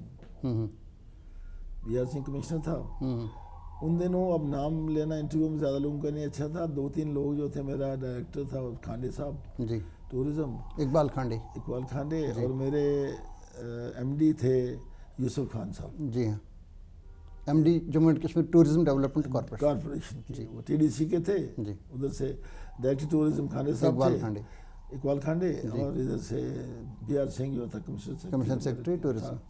इनका ज़बरदस्त ग्रुप था। अच्छा, मैं टूरिज्म प्रमोशन के लिए I went to Tamil Nadu, Bombay, Gujarat जी। मैंने तमिलनाडु को ख़त्म किया, बॉम्बे को भी मैंने प्रेस कॉन्फ्रेंस में ख़त्म किया। मेरे पीछे से क्या हुआ कि एक टूरिज्म अफसर जो था, टूरिस्ट अफसर था जो दिल्ली में जी, तो वो बड़ी देर से वहाँ बैठा हुआ था। बेसिकली मैं ये इंटरव्यू में चीज़ें कहने की नहीं है, अब किस किस्म का आदमी था वो आई डोंट वांट टू से, मैं किसी पर पर्सनल अटैक नहीं करना चाहता। तो मैंने जाने से पहले उसको रिप्लेस किया। एक उसका नाम था चौधरी था वो, उसको लगाया मैंने वहाँ। तो 1-2 ट्रांसफरें और भी मैंने करी जब। तो वो चीज़ें जो थी उसको, उस बंदे को हटाने से BR सिंह और इन लोगों को पसंद नहीं आई। अच्छा, यूं ही मैं बॉम्बे से फ़्लाइट ले रहा था अहमदाबाद की, तो मुझे मैसेज आता मेरे प्राइवेट सेक्रेटरी का कि जी वो आपका जो ऑर्डर जो है वो तो रिसेंड कर दिए चीफ मिनिस्टर साहब ने। अच्छा, मैंने इमीडिएटली कैंसिल करी Ahmedabad visit and I said let me go back to Srinagar. तो मैंने अपने प्राइवेट सेक्रेटरी को बोला कि I am arriving there such time. तो मैं पहुंच गया। जब पहुंचा यहाँ तो आकर के देखा कि मैं फाइल शेल मंगवाई तो BR सिंह ने मेरे ऑर्डर रिसेंड करवा दिए हुए जी। आई टुक एक्सेप्शन टू दिस, मैंने कहा ये नहीं हो सकता। मैंने बड़ा स्ट्रांग नोट लिखा फारूक साहब को जी, and I left the office. मिले ही नहीं उनसे? नहीं मिला, दे दिया मैंने, कागज फाइल दे दी। अच्छा। फाइल दे के मैं आ गया। मतलब डायरेक्टली फारूक साहब को या महमूद रहमान को? ना फारूक साहब को दी जी। फाइल भेजी। तो फिर मैं जब आ गया तो उसमें एक दिन दो मैंने दफ्तर जाना बंद कर दिया। 1 2 3 4 दिन लगा रहे। तो फारूक साहब 2 बार मेरे पास आए जी। मुझे याद है, मैं बड़ा एहतराम है मुझे इस चीज़ का कि ही केम हिमसेल्फ और मुझे कहा कि ये मत करो, रेजिग्नेशन वापस ले लो एंड ऑल दैट। बहरहाल मैंने कोई कमिटमेंट नहीं दी। लेकिन उसी समय जगमोहन साहब जो हमारे ऑनरेबल गवर्नर थे उस समय, उनकी ट्रांसफ़र हो गई थी and general Krishna Rao was coming. हाँ, जब वो उस पार्टी में मैं अपीयर हुआ जी, जब उसकी फेयरवेल पार्टी हुई, because I had a very very high regards for Jagmohan, then governor at the time in JNK। इसलिए भी था कि बड़ा हार्ड वर्किंग था, काम करने वाला था, काफ़ी उसने किया। तो एक अच्छी इक्वेशन भी थी उसके साथ में। मेरा जिक्र भी उसने किया अपनी उसके किताब में, वो जो my frozen turbulence in Kashmir. तो उसके बाद हम गए एयरपोर्ट CF करने and simultaneously to receive general Krishna Rao ji. दोनों को हम रिसीव भी करने चले गए। वहाँ जाकर फारूक साहब मुझे भी रूम में अंदर ले गए, वेटिंग रूम में। कहने लगा ऐसे कहते आप रेजिग्नेशन वापस ले लो, whatever you will say we will do it. मैंने कहा सर इमीडिएटली होल्ड मीटिंग करिए एंड BR सिंह को हटाइए वहाँ से। अच्छा। I took a very firm stand. अच्छा। फारूक साहब बाहर आए, सब ऑफिसर्स मिनिस्टर वगैरह सब इकट्ठे थे। ऐसे ऐसे कहा, उन्होंने कहा कि मिस्टर चीफ हैज रिजाइंड, लेकिन I have not accepted his resignation and he is taken his resignation back. Ghulam Rasool Kar भी उस समय कैबिनेट में थे, तो वो फोटो शोटो लेकर के ये जम्मू आ रहे थे, उन्होंने भेजा इसको let it be published in the papers. काफ़ी चर्चा थी उन दिनों। इवन इंडियन एक्सप्रेस ने मेरे ऊपर, ये पावर के मिनिस्टर थे गुलाम रसूल कार। हाँ, पावर मिनिस्टर। इन्होंने इवन इंडियन एक्सप्रेस ने एडिटोरियल लिखा, हिंद समाचार ने एडिटोरियल लिखा, इंडिया टुडे में मेरी पूरी स्टोरी उसमें आई। अच्छा, कमर संधू करके वो थे, उन्होंने स्टोरी दी थी।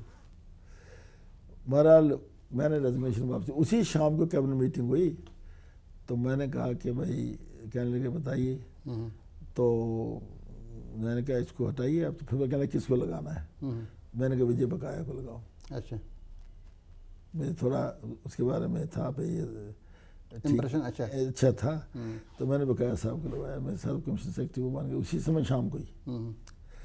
ये चलता रहा, लेकिन जो मेरी अथॉरिटी थी एज ए टूरिज्म मिनिस्टर, उसको धीरे धीरे BR सिंह अंदर ही अंदर से काम कर रहा था। He was very near to the chief minister, और ये लोग जो टीम इनकी बनी हुई थी उस मेरी अथॉरिटी को जो अरोड कर रहे थे, और वही सिस्टम फिर शुरू हो गया। अच्छा। मेरे बिना पैसा खर्च हो रहा है, ये हो रहा है, वो हो रहा है, सब कुछ। फिर अल्टीमेटली मैंने 16 सितंबर 1989 को आई सबमिटेड अनदर रेजिग्नेशन। अच्छा। फिर मैंने कोई मसला मशवरा नहीं किया, state way I call the press conference. मुझे आज भी याद है कि उस प्रेस कॉन्फ्रेंस में एक जर्नलिस्ट होते थे, मिस्टर गंजू जी। हाँ, पता नहीं अब है या नहीं है जी, I don't know whether he is there or not. उन्होंने इशारा किया, जब मैं बोलने लगा कहने लगा मत करो, ये मत करो, लेकिन मैं फैसला कर चुका था। तो मैंने रेजिग्नेशन दे दिया, प्रेस कॉन्फ्रेंस करके रेजिग्नेशन लेटर जो था वो फारूक साहब को भेज दिया मैंने। बड़ी चर्चा रही उस समय अखबारों में। फिर मैं यहाँ आया, मुझे यहाँ लोगों ने इतना रिसेप्शन दिया कि मैं अंदाज़ा लगाइए कि मुझे एयरपोर्ट से सतवारी चौक तक 2 घंटे लगे पहुँचने में। अच्छा। इतनी दुनिया थी यहाँ।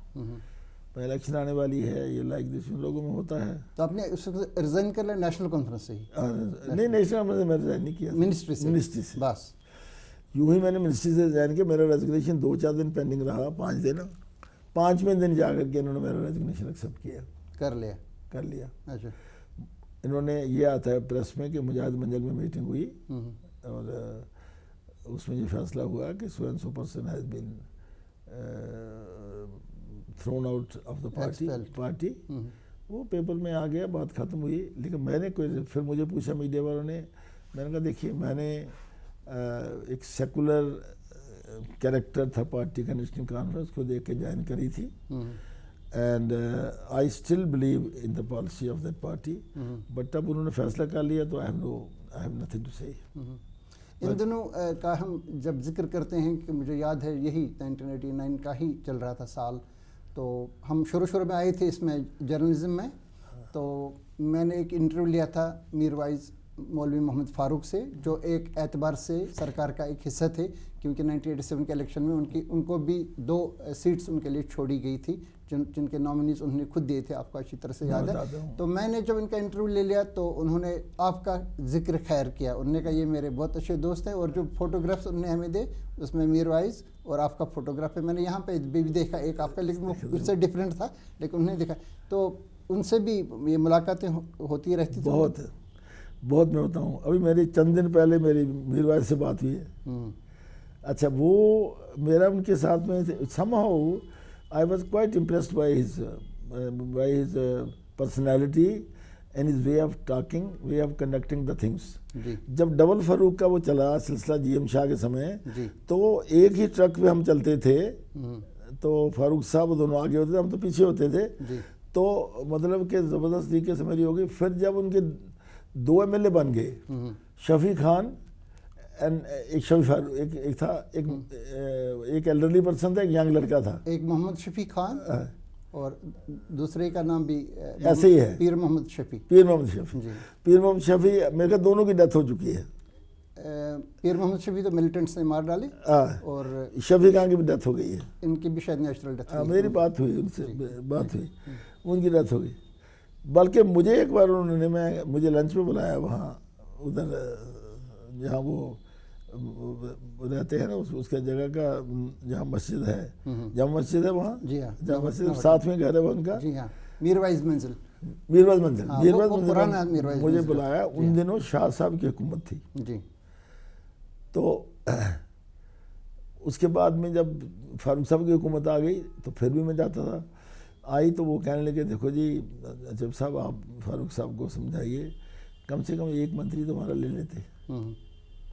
एक कैटेगरिकली टोल्ड मी, मैं कि बिल्कुल सही बात। मैंने फारूक से कहा भी कि भाई ये इनका, लेकिन फारूक साहब की अपनी सोच थी, हम उनके डिसीजन को थोड़ा इधर उधर कर सकते थे। वो चाहते थे कि उनमें से भी एक मिनिस्टर आ जाए, मतलब ये बड़ी तमन्ना थी मीरवाइज की। जो मीरवाइज के 2 MLA थे उनमें से एक आए जी, लेकिन वो बात थ्रू हुई नहीं जी।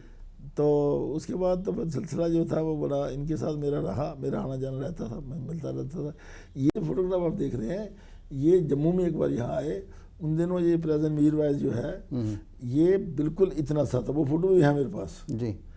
और एक इनका कोई एक बच्चा छोटा और साथ था, कोई इनका रिलेशन था, शायद उनके कोई फॉरेस्ट में थे या कुछ था, उनका बेटा था या कुछ था। फिर ऐसे ये फोटो छोटो बहुत है मेरे पास, ये मैंने एक लगा, इसलिए मुझे बहुत एहतराम है इनका। ये जो मैंने आप देख रहे हो मेरे पास तो लाखों फोटो है ना, ये फोटो मैंने वो लगाया जो बिल्कुल सिलेक्टेड। फॉर एग्जांपल जैसे मैंने इनका लगा रखा है आपके जो ये जो है ना ऊपर जो भीम सिंह के साथ जो है ना जी, ये बड़ा एक हिस्टोरिकल फोटो है।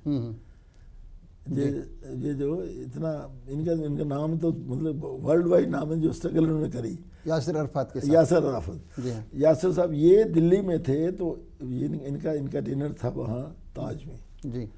तो भीम सिंह वहाँ था, तो भीम सिंह ने कहा कि भीम सिंह ने मुझे इन्विटेशन भेजा, तो मैं बड़ा कीन था। मैंने कहा यार इतना बड़ा नाम है उनका, इनका बहुत नाम था यासिर का। यासिर अराफत छोटे आदमी थोड़े थे, कितनी स्ट्रगल करी है इन्होंने, तो इसलिए मैंने ये भी फ़ोटो हमेशा रखा। और मीर भाई साहब का भी हमें लगा रखा हुआ मैंने, यहाँ भी मेरे वहाँ गाँव में भी मेरे जो फ़ोटो है ना वहाँ भी देखोगे आप। तो खैर ये सिलसिला चलता रहा। बाद में मैं बाहर आ गया। यूं ही मैं बाहर आया, मुझे वीपी सिंह ने इनवाइट किया दिल्ली। उन्होंने वीपी सिंह का नाम चल रहा था। नवंबर 89 की बात है जी। नवंबर 89 में तो जनता पहले इन्होंने जन मोर्चा बनाया था जी, 4 लोगों ने, जिनमें मुफ्ती साहब थे, बीपी सिंह जी थे और मेरे ख्याल में वो 2 लोग उसमें और थे। एक वो मथुरा के रहने वाले थे, वो राजपूत था, वो उसका नाम भूल गया मैं, और एक और था। खैर जन मोर्चा बनते बनते जनता दल बन गया, भाई देवीलाल जी आ गए, सब लोग आ गए बीच में ना। देवीलाल जी ने भी वहाँ से जब मेरा रेजिग्नेशन हुआ तो उन्होंने वेलकम किया दिल्ली से। मुझे बुलाया तो मुझे कहने लगे जी आप जम्मू से इलेक्शन लड़ो।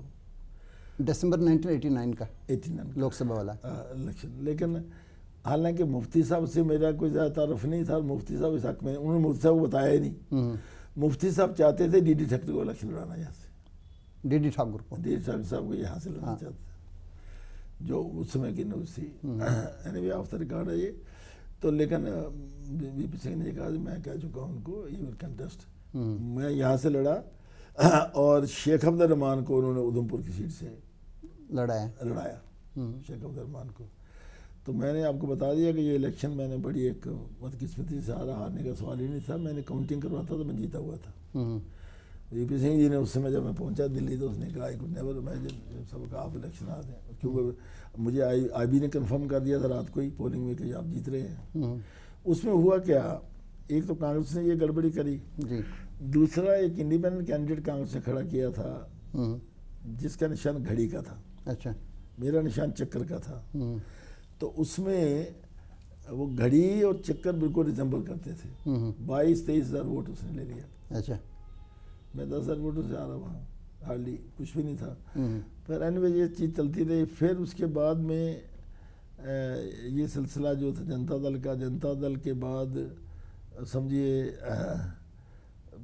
बीजेपी में आप चले गए बाद में? बीजेपी में मैं वैसे नहीं गया, मैं बीजेपी नहीं गया। मैं हुआ क्या कि इधर से सोद साहब दिल्ली में आके ना मंत्री बन गए। जी हाँ। तो मैं जनता दल से बीजेपी नहीं गया। जनता दल देखिए मैं याद करता हूँ 91 में मुझे टिकट दे दी गुरदासपुर से बीपी सिंह ने। गुरदासपुर से कहा कि आप वहाँ से कंटेस्ट करो। वहाँ 3-4 लाख राजपूत वोट था जी, गुरदासपुर से। अच्छा। तो उन दिनों क्या था कि पंजाब ने बाइकाट किया था, जो मई 91 का इलेक्शन जिसमें राजीव गांधी मारे गए। बिल्कुल। उसमें क्या था कि पंजाब ने इलेक्शन का बाइकाट किया था जी। इन्होंने क्या किया कि जम्मू एंड कश्मीर को बाहर रखा कि वहाँ मिलिटेंसी है तो इसको पार्लियामेंट इलेक्शन से बाहर रखो। जी हाँ, इलेक्शन हुआ ही नहीं ना, हुआ नहीं 91 में। जब नहीं हुआ तो जॉर्ज फर्नांडिस जो थे वो बड़े क्लोज थे मेरे। तो जॉर्ज साहब से मेरी बात हुई, मैंने कहा मैं तो इलेक्शन लड़ने का बड़ा कीन था। गुरदासपुर का जिक्र जब मैंने इनको बताया तो जॉर्ज साहब कहने लगे कि आप गुरदासपुर से इलेक्शन लड़ो। मुझे उन्होंने फटाक से कहा, बोला, उन्होंने बात करी बादल से, प्रकाश सिंह बादल से जी। अच्छा, प्रकाश सिंह बादल को मैं जानता था क्योंकि 1983 इलेक्शन में अकाली जो थे वो बहुत खिलाफ थे कांग्रेस के जी। तो मैं एनसी का कैंडिडेट था आरसपुरा से। तो प्रकाश सिंह बादल और तोड़ा एंड सुरजीत सिंह बरनाला, ये तीनों मेरे इलेक्शन कैंपेन में आरसपुर आए थे।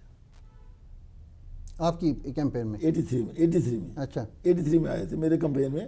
फारूक साहब ने बोला तो आगे वो तो बड़े क्लोज थे। बादल उन दिन बड़े, मेरे उनकी फोटो भी है आज मेरे पास। तो इधर से जॉर्ज साहब ने बात करी कि भाई हम गुरदासपुर से ऐसे करो, आप कैंडिडेट मत लगाओ, हम जनता दल के कैंडिडेट वहाँ लगाएंगे 91 में। तो मुझे भेजा चंडीगढ़ जी। तो वहाँ मैंने जब गया प्रकाश सिंह से, तो प्रकाश सिंह वैसे भी थोड़ा बहुत मुझे उनको मेमोरी में था, लेकिन उनके कहने से ये मीटिंग हुई। जो हमारे प्राइम मिनिस्टर उस समय थे ना, गुजराल साहब, उनके घर में मीटिंग हुई। तो वहाँ जब ये डिसाइड कर रहे थे तो उसमें मुझे भेजा गया चंडीगढ़। तो प्रकाश सिंह बादल मान गया कि हम कैंडिडेट नहीं लगाएंगे। अच्छा, let it be JD candidate, joint candidate. तो मुझे डिक्लेयर कर दिया इन्होंने। मैं वहाँ चला गया, उन्होंने बड़ी मिलिटेंसी थी, पता नहीं कैसे बचे हम। तो बड़ी सिक्योरिटी थी। लेकिन हुआ क्या कि वहाँ किस टिकट पे? जनता दल टिकट पे। लेकिन हुआ क्या वहाँ के, क्योंकि ये जो पठानकोट, गुरदासपुर, होशियारपुर के एरिया है ना, इसमें डोगरा पॉपुलेशन बहुत है जी। और पठानकोट इज नेग्लेक्टेड इन पंजाब। पठानकोट में अब तो डिस्ट्रिक्ट बन गया, पहले डिस्ट्रिक्ट नहीं था, it was part of Gurdaspur का हिस्सा था। जी हाँ। बहरहाल जब वहाँ गया तो उन्होंने बड़ी खुशी मनाई, कांग्रेस पार्टिसिपेट नहीं कर रही थी। अच्छा। कांग्रेस वालों ने, मेरी मीटिंग हुई उनसे, उन्होंने I was contesting against mister Baldev Prakash, national vice president of BJP था जी। तो कांग्रेस वाले खुश थे इस बात के लिए कि देखो ये बाहर का आदमी अगर जीत भी जाएगा तो हमें कोई इफेक्ट नहीं पड़ा, चला जाएगा। सो उन्होंने बीजेपी को सपोर्ट नहीं करना चाहते थे। कांग्रेस ने बोला हम आपको सपोर्ट करते हैं। तो जितने उनके वो XMLA वगैरह थे सब ने मेरे बैग पकड़ लिए। अच्छा। कि हाँ प्रचार करने जैसे फर्कदारी वाला है, या फॉर एग्जांपल आपका दीनानगर है, या पठानकोट कॉन्स्टिट्यूंसी है, या कानून, जितनी कॉन्स्टिट्यूंसी 9 कॉन्स्टिट्यूंसी थी। मुकेरिया में हमारी बड़ी पॉपुलेशन है। होशियारपुर तो बाहर था, मुकेरिया इधर था। तो लास्ट दूसरे दिन जब पोलिंग होनी थी, उधर से राजीव जी के असैसिनेट हो गए। उसके बाद में नरसिम्हा राव जी बन गए। जब एक दिन पोलिंग को रह गया तो सारी कांग्रेस वाले इकट्ठे होकर के उनके पास गए कि हमारी अगर अब ये इलेक्शन हो गई तो बादल बनेगा चीफ मिनिस्टर, इसलिए इस इलेक्शन को कंटरमाइंड करो, ख़त्म करो। अच्छा। उन दिनों कोई रूल रेगुलेशन था, आजकल तो सख्ती बहुत है। आजकल तो SIR हो रही है, तो अखिलेश जी ने और ममता जी ने क्या शोर उठाया हुआ है कि there is nothing wrong with SIR। मेरी नज़र में तो कुछ मुझे गलत लगता नहीं इसमें। रात को दूसरे दिन पोलिंग होनी थी, इन्होंने रात को इलेक्शन पोस्टपोन कर दी, काउंटरमाइंड करते हैं विदाउट एनी रीजन। अच्छा। कर दी। जब तो 2 महीने मैंने जनाब कैंपेन किया, मतलब पूरा पंजाब वाला इलेक्शन। पूरा पंजाब वाला इलेक्शन। अच्छा। हमारा ख़त्म हो गया। जब दूसरे दिन वापस आया, मेरी 60-70 गाड़ियाँ थी, वापस आए, दुनिया हैरान हो गई, हम भी परेशान हो गए। अब जब वापस आते हैं, वहाँ से जो MP बनती थी गुरदासपुर से, सुखवंश कौर भिंडर थी जी। मेरा 2 महीने में मैंने अपना ग्राफ बड़ा उठाया हुआ था वहाँ। वो सारा जो था, जितना नॉन सिख वोटर्स था वो भी मेरे साथ जुड़ गया, और जो सिख वोटर्स था, बिकॉज ऑफ 2 रीजन्स। जब इंदिरा वाले असैसिनेट हुआ और इंदिरा गांधी की असैसिनेशन हुई, तो यहाँ उस समय नेशनल कॉन्फ्रेंस जो थी वो बड़ी कांग्रेस के साथ उनकी नहीं बनती थी। तो मैंने यहाँ लोगों के साथ बड़ा काम किया था। तो सिख पॉपुलेशन में भी मेरा बड़ा सॉफ्ट कार्नर था, जो आज भी है। उस समय भी था, आज भी है। तो ये पंजाब बीइंग नियर बाई, ये मैसेज उनको भी वहाँ था। तो उन्होंने कहा जी हम भी पार्लियामेंट की सीट पर जो था इनको सपोर्ट करेंगे। अच्छा। और बादल साहब ने कैंडिडेट नहीं लगाया। मैं और बादल इकट्ठे चलते थे हम कई मीटिंगों में, 2-4 जगह तो हम इकट्ठे गए। जितना यकीनी था, जितना यकीनी था 200%। मतलब कि बीजेपी उन दिन थी कुछ नहीं। देखिए बीजेपी क्या थी उन दिनों, 91 में क्या था, कुछ नहीं था। नहीं कुछ खास नहीं, एब्सोल्युटली नथिंग। ये मतलब मैं I don't want to boast, लेकिन मैं कहूँगा 5-6 लाख से जीत के आता वहाँ से। किस्मत में नहीं था, तो वापस आ गए। वापस जब आ जाते हैं तो कांग्रेस ने मुझे अप्रोच किया, मुझे मंगत राम और कार, अच्छा, ये लोग पकड़ के मुझे ले गए नरसिम्हा राव जी के पास। सुखवंश कौर भिंडर ने भी थी, उसने भी कहा कि भाई मैं बड़ा मुश्किल है क्योंकि इसने बड़ा कार्डर बिल्ड किया है, तो मैं हार सकती हूँ यहाँ से। तो मुझे कहने लगे जी कि आप हमारे साथ आ जाओ, आपको उधमपुर और जम्मू से सीट देंगे। अच्छा। तो मुझे 92 में, फिर 92 में जब सीट का ऐलान हुआ, बीपी सिंह जी ने सीट मुझे वहाँ से दे दी, लेकिन इन्होंने कहा कि नहीं अब छोड़ दो, आपको हम कांग्रेस की सीट यहाँ से देंगे। जब कश्मीर में इलेक्शन होगा, जब इलेक्शन होगा तब आपको यहाँ से जम्मू से देंगे। नहीं दिया इन्होंने, धोखा किया इन्होंने, कुछ नहीं किया। अब वो सिलसिला जो था उसके बाद चलता रहा। फिर जब ये फिर पार्लियामेंट का जब इलेक्शन आया तो सोच साहब ने रोल बड़ा प्ले किया। सोच साहब भी एक बड़े, मैं कहना चाहूँगा कि भाई बड़े पॉजिटिव सोच के मालिक हैं, और यहाँ वो किसी को पसंद करते हैं, कुछ करते हैं, तो उनके साथ भी मेरे अच्छे थे। तो उन्होंने फारूक साहब को कन्विंस किया कि इसको वापस लाओ NC में, अगर आप एग्री करें। मुझे सोच साहब ने बात करी, मैंने कहा अगर ये कहते हैं मुझे कोई एतराज़ नहीं है, आई कैन कम, मैंने I can contest either of the seats, either Udhampur और जम्मू, मुझे कोई दिक्कत नहीं। कांग्रेस ने तो सीट दी थी, कांग्रेस ने रणधीर सिंह, ठाकुर रणधीर सिंह थे, लेट रणधीर सिंह, उसको टिकट दे दी उधमपुर से 1998 वाले लोकसभा इलेक्शन में। ये न 98 में, ये 96 वाला बहुत बड़ा इलेक्शन है, 96 का मेरे ख्याल में 96 का है, असेंबली इलेक्शन से पहले हुआ, 1996 लोकसभा इलेक्शन। उसमें दे दी इन्होंने। अच्छा, जिसमें नेशनल कॉन्फ्रेंस बाइकआउट किया। हाँ, उसको उन्होंने दिया, मुझे दे दी इन्होंने। जनकराज भी एनसी में आ गया, जनकराज गुप्ता जी एनसी में आ गए, कांग्रेस छोड़ के। अच्छा, ये भी आगे थे। मैं भी एनसी में चला गया। जनकराज जी को जम्मू से दे दी, मुझे उधमपुर से दे दी। अच्छा। अगेन वहाँ ये डिबैकल ये हो गया कि बहुत अच्छा चल रहा था मेरा against Jamlal Gupta. Jamlal Gupta was the BJP candidate. जी हाँ। लेकिन लास्ट इलेक्शन से पहले कोई 4-5 दिन कंटिन्यूस रेन होती रही। लेकिन वही बंदा जो टीम वाला जिनके नाम में लिए, जो फारूक के नज़दीक थे, मैंने फारूक साहब ने बड़ा एक्सटेंसिव कैंपेन किया हेलीकॉप्टर लेकर के जी, और बड़ी अच्छी पोजीशन थी। बल्कि फारूक साहब एक दिन सवेरे सवेरे कहने लगे कि आपको मुबारक है, आप जीत जाएंगे।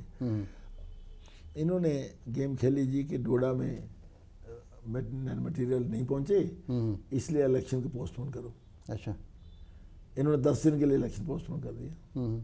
सारे देश में इलेक्शन हो गई, 2 सीटों पर इलेक्शन नहीं हुई, एक उधमपुर सीट पर और एक असम में सीट थी, कोई शिलांग वगैरह पता नहीं कौन सी सीट बस थी। 2 जगह पे हुई ही नहीं हुई। सारे देश में इलेक्शन हो गई, गवर्नमेंट बन गई, वाजपेयी जी प्रधानमंत्री बन गए। अच्छा। प्रधानमंत्री बनने के बाद में मुझे इन्होंने, हमारी इलेक्शन हुई जी, तो उस समय तक बीजेपी ने कहा जी हम चमनलाल जी को मिनिस्टर बनाएंगे, ये करेंगे वो करेंगे। फिर भी मैंने इतना हाई वोट पोल किया, 1,70,000 वोट मैंने पोल किया इस सीट पर, एनसी पर जी, जो पॉसिबल नहीं था। और वाकई उन्होंने चमनलाल जी को मंत्री बनाया बाद में, वाजपेयी के साथ ही मिनिस्टर बने जी। अब उसमें जो बीजेपी का एंगल आप देख रहे हैं, वो बीजेपी का एंगल इसलिए आया कि फिर मैं एनसी में था तो मैं आरएसपुरा से सीट मांगता था। इधर से चौधरी प्यारा सिंह जो थे एमएलए थे ना यहाँ के, वो भी एनसी में आ गए थे। जो बाद में बीजेपी में चले गए और गांधीनगर से जीत भी गई। वो पहली बार जीते थे, बाद में बीजेपी छोड़ करके वो एनसी में आ गए थे जी। और इधर से हमारी इलेक्शन आ गई तो उन्होंने भी मुझे सपोर्ट किया और फारूक साहब से कहा कि आप इनको टिकट दे दो, अगर ये हार जाए तो मैं अपनी गर्दन कटा दूंगा, ऐसी बात नहीं है, पक्का। मुझे बड़ा एहतराम है उनका।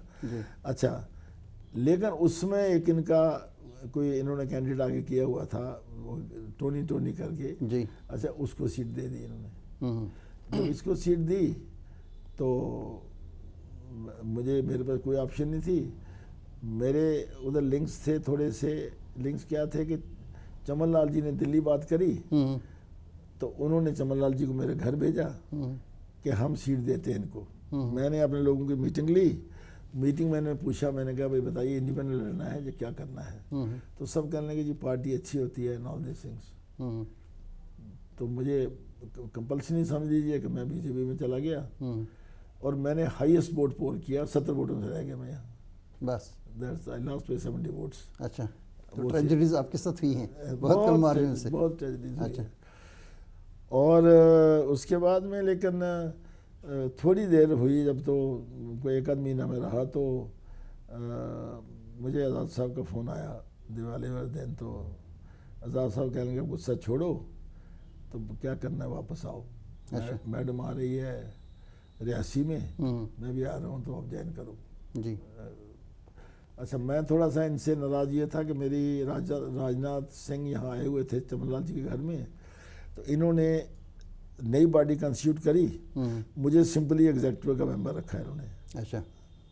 आई वॉज होपिंग कि मैंने हाईएस्ट वोट लिया है यहाँ, तो कम से कम मिनिमम जनरल सेक्रेटरी तो मुझे ये बनाएंगे ये। लेकिन उसमें कुछ बीजेपी के इंटरेस्टेड लोग थे, जिसमें Nirmal Singh was on the top, जो नहीं चाहता था कि मैं उसमें जाऊँ। अच्छा। मेरा कैरियर तो बड़ा एक अच्छा कैरियर रहा, जो भी रहा, लेकिन बड़ा अग्रेसिव रोल रहा मेरा, and in the interest of the people मेरी फंक्शनिंग रही। तो घबराते थे तो उन्होंने यहाँ राजनाथ सिंह से मेरी बड़ी बहस वगैरह हुई घंटा एक, तो मैंने बात करी सारी।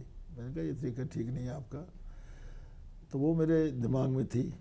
तो जब चमनलाल जी घर में आ गए तो ऊपर से मेरे लिंक्स थे, सुनील शास्त्री जी के बेटे थे जी, वो उन दोनों जनरल सेक्रेटरी थे बीजेपी के। अच्छा। तो I have been very close with that family. आज भी मेरा उनके साथ में बराबर रब्ता है। उनका भी फ़ोन आया कि नहीं आप मान जाओ और बीजेपी आ जाओ, टिकट ले लो। टिकट ले ली, 70 वोटों से रह गए हम। तो फिर आज़ाद साहब जब आ गए तो रियासी मुझे बुला लिया। सोनिया गांधी नहीं आ सकी क्योंकि मौसम ख़राब था। आज़ाद साहब आए तो मैंने कांग्रेस ज्वाइन करी वाह। फिर 2014 का इलेक्शन लड़ा। अब जानते 2014 में कांग्रेस के साथ क्या हुआ। एक भी लीडर नहीं जीता कांग्रेस का, बल्कि जो बड़े टॉप के लीडर थे जिन्होंने बड़ी बड़ी पोस्टें ले रखी थी सब हार गए। इस बार भी वही हाल उनका हुआ। अब जानते हैं सारी पोजीशन। और इस दौरान में एक नोट करने की बात यह है कि मैंने जो गवर्नमेंट ऑफ इंडिया ने हर डिस्ट्रिक्ट में एक पॉलिटेक्निक सैंक्शन करी जी। तो मैंने दिन रात करके 2-3 साल लगा करके मैंने इस दौरान में हर डिस्ट्रिक्ट में एक पॉलिटेक्निक इस्टेब्लिश करी in consultation with honourable chief minister सारा करके।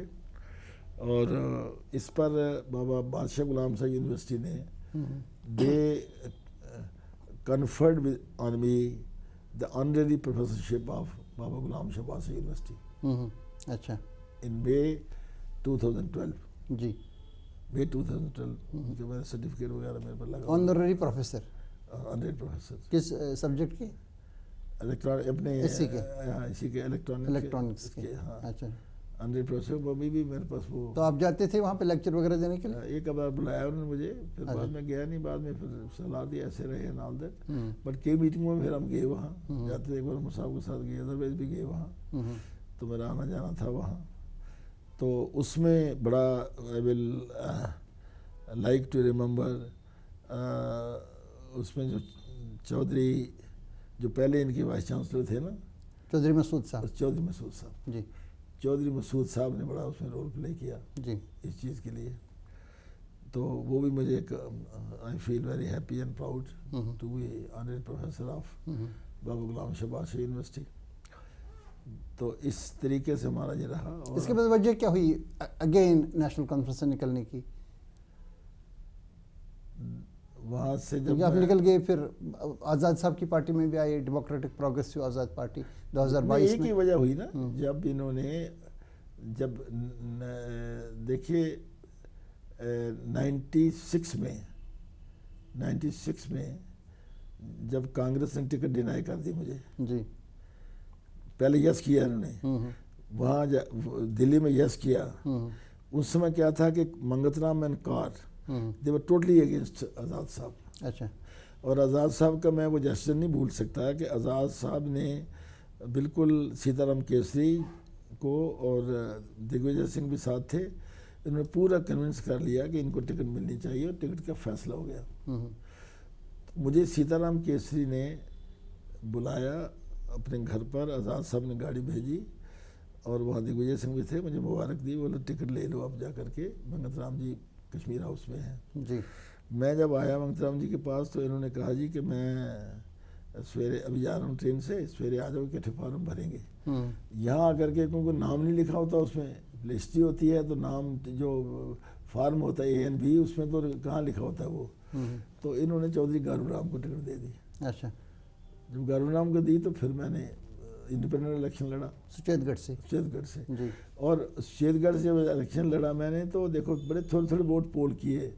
जो बीजेपी कैंडिडेट जीता वहाँ से उसको मिला 7,000 कुछ जी। तो इसको ये जो कांग्रेस को मिला 7,000 के करीब जी। और मैंने कुछ लिया 6,000 इंडिपेंडेंट जी। ये तकरीबन ये रहा। तो ये सिलसिला रहा। तो इसलिए फिर मैंने मुझे इन्होंने कांग्रेस से ऑफ किया, निकाला। फिर आज़ाद साहब ले गए। मतलब इस किस्म का कैरियर रहा है कि जिसमें अब कुछ कह नहीं सकते। सब कुछ होते हुए भी, लोगों में अच्छी पहचान होते हुए भी, ईमानदारी भी करते हुए, मैं समझता हूँ आजकल जनाब ऐसा है कि ये जो राजनीति जैसे मैंने बोला है ये सिर्फ पैसे का खेल है सारा जी। अब क्या चल रहा है बीजेपी में, यही चल रहा है। बीजेपी में भी अब देखो क्या हो रहा है, कैसे कैसे लोग ज्वाइन किए, यहाँ से किस तरीके से ज्वाइन किए, सारी चीज़ें आपके सामने हैं। आप तो मेरे ख्याल में पूरा नक्शा आपके सामने, जितनी बातें मेरी आपसे हुई हैं, एवरीथिंग यू नो। जो और कोई स्पेसिफिक क्वेश्चन आप पूछिए। जो आज़ाद साहब ने पार्टी बनाई DPAP, yes. तो उसमें आप जनरल सेक्रेटरी के हैसियत से आए और इसमें काफ़ी लोग आ गए, लेकिन बाद में तकरीबन 2-3 को छोड़ करके सारे निकल गए। अब 2-3 उसमें भी ये था, उसमें भी ये था। मैं आपको बताता हूँ स्टोरी क्या है। नंबर 1 तो मैंने आपसे कहा कि आज़ाद साहब के लिए मेरी बड़ी रिगार्ड और रिस्पेक्ट ये है कि भाई 96 इलेक्शन में he fought tooth and nail for me. वो मेरे दिमाग से बात नहीं निकली थी। आज से कोई 4-5 साल पहले की बात है, जब राहुल गांधी यहाँ आए और यहाँ पब्लिक मीटिंग करी उन्होंने जी। ये मेरे ख्याल 4 साल हो गए हैं, जब 5-4 साल के बाद मुझे ईयर नहीं याद आ रहा। तो उस पब्लिक मीटिंग से पहले मैं अपने एरिया में, मेरी एक फंक्शन थी, मैंने काफ़ी वहाँ मार्टियर मेमोरियल बनाए हैं जिन लोगों ने शहादत दी है जी उनके लिए। तो उसमें एक फंक्शन था मेरा, एक गांव में बाजा चक्कर की जगह है, देवराज शर्मा जी वहाँ शहीद हुए थे जी। उस फंक्शन के बाद में वहाँ दैनिक जागरण का करस्पॉन्डेंट था वहाँ जी। उन दिनों राहुल गांधी ने एक स्टेटमेंट दे दी। आपको याद होगा कि फ्रांस में, शायद फ्रांस के प्रेसिडेंट ने आज कुछ कहा कि वो जो राफेल डील है उसकी इंक्वायरी होनी चाहिए। राहुल गांधी ने उसको सपोर्ट किया जी। वहाँ दैनिक जागरण के बंदे ने मुझे पूछा मेरे से जी कि राहुल गांधी जी ये कहते हैं कि इसकी यहाँ भी इंक्वायरी होनी चाहिए, तो अब आपका क्या ख्याल है? अच्छा, अब उसमें जब ये हुआ तो उन्होंने मुझे क्वेश्चन पुट किया कि राहुल गांधी जी जो कह रहे हैं कि राफेल डील की इंक्वायरी होनी चाहिए, आपका क्या कहना है? मैंने 2-3 चीज़ें कही उनसे। मैंने कहा कि पहली बात तो ये है कि मैं कांग्रेस का स्पोक्समैन नहीं हूँ, I am member of the Congress party, और राहुल गांधी जी मेरे सीनियर लीडर हैं जी। मैं उनके बात पे टिप्पणी नहीं करना चाहता। लेकिन जो आपने ये पूछा, मैंने कहा जब यहाँ राफेल की डील हुई, राफेल एयरक्राफ्ट की, तो उसके बाद में काफ़ी इसकी नुक्ताचीनी हुई इधर उधर, तो केस जो था वो सुप्रीम कोर्ट में चला गया जी। सुप्रीम कोर्ट में भारत सरकार ने जितने दस्तावेज थे वो सारे दस्तावेज भेजे वहाँ जी। जब भेजे तो उन्होंने छानबीन की, छानबीन करने के बाद उन्होंने कहा there is nothing wrong with the deal. तो मैंने कहा मैं राहुल गांधी की स्टेटमेंट पर कुछ नहीं कहना चाहता, लेकिन मैं समझता हूँ कि इस स्टेज पर उच्चतम न्यायालय जो हमारा है, जो सुप्रीम कोर्ट ने जो फैसला दे दिया जी, तो इस स्टेज पर इसको पब्लिक में लाना मेरे ख्याल मुनासिब नहीं है। मुनासिब नहीं है।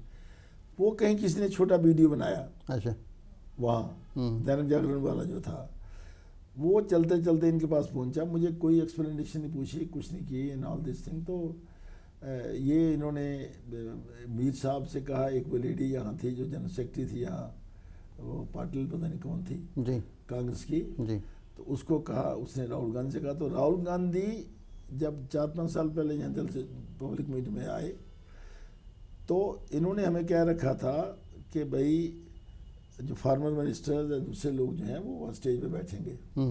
जब एंट्री पे गए तो उसमें इन्होंने मेरा नाम काट दिया। अच्छा, उसी वक्त? हाँ। अच्छा, नहीं, जो लिस्ट में नाम ही नहीं था, तो कहने लगे आपका तो नाम ही नहीं है। मैं बोल्ड ही, मैं कोई बात नहीं, मैं पब्लिक में जाकर फ्रंट सीट पे बैठ के वहाँ, तो हमारे लोग भी बड़े परेशान हो, ये कैसे हुआ है, 2-2 पैसे के लोग इन्होंने स्टेज पे बैठा दिया। उसके बाद में इससे लंच रखा था रेडिसन में इन्होंने, तो मुझे सरूरी साहब कहने लगे कि लंच के लिए, मैंने कहा आई विल नॉट गो। यानी कि मैं ऐसा जो इमेच्योर्ड लीडर है उसके लंच में जाना मुनासिब नहीं समझता मैं। अच्छा, आई सेड नो। तो मैं बिल्कुल खामोश बैठा हुआ था।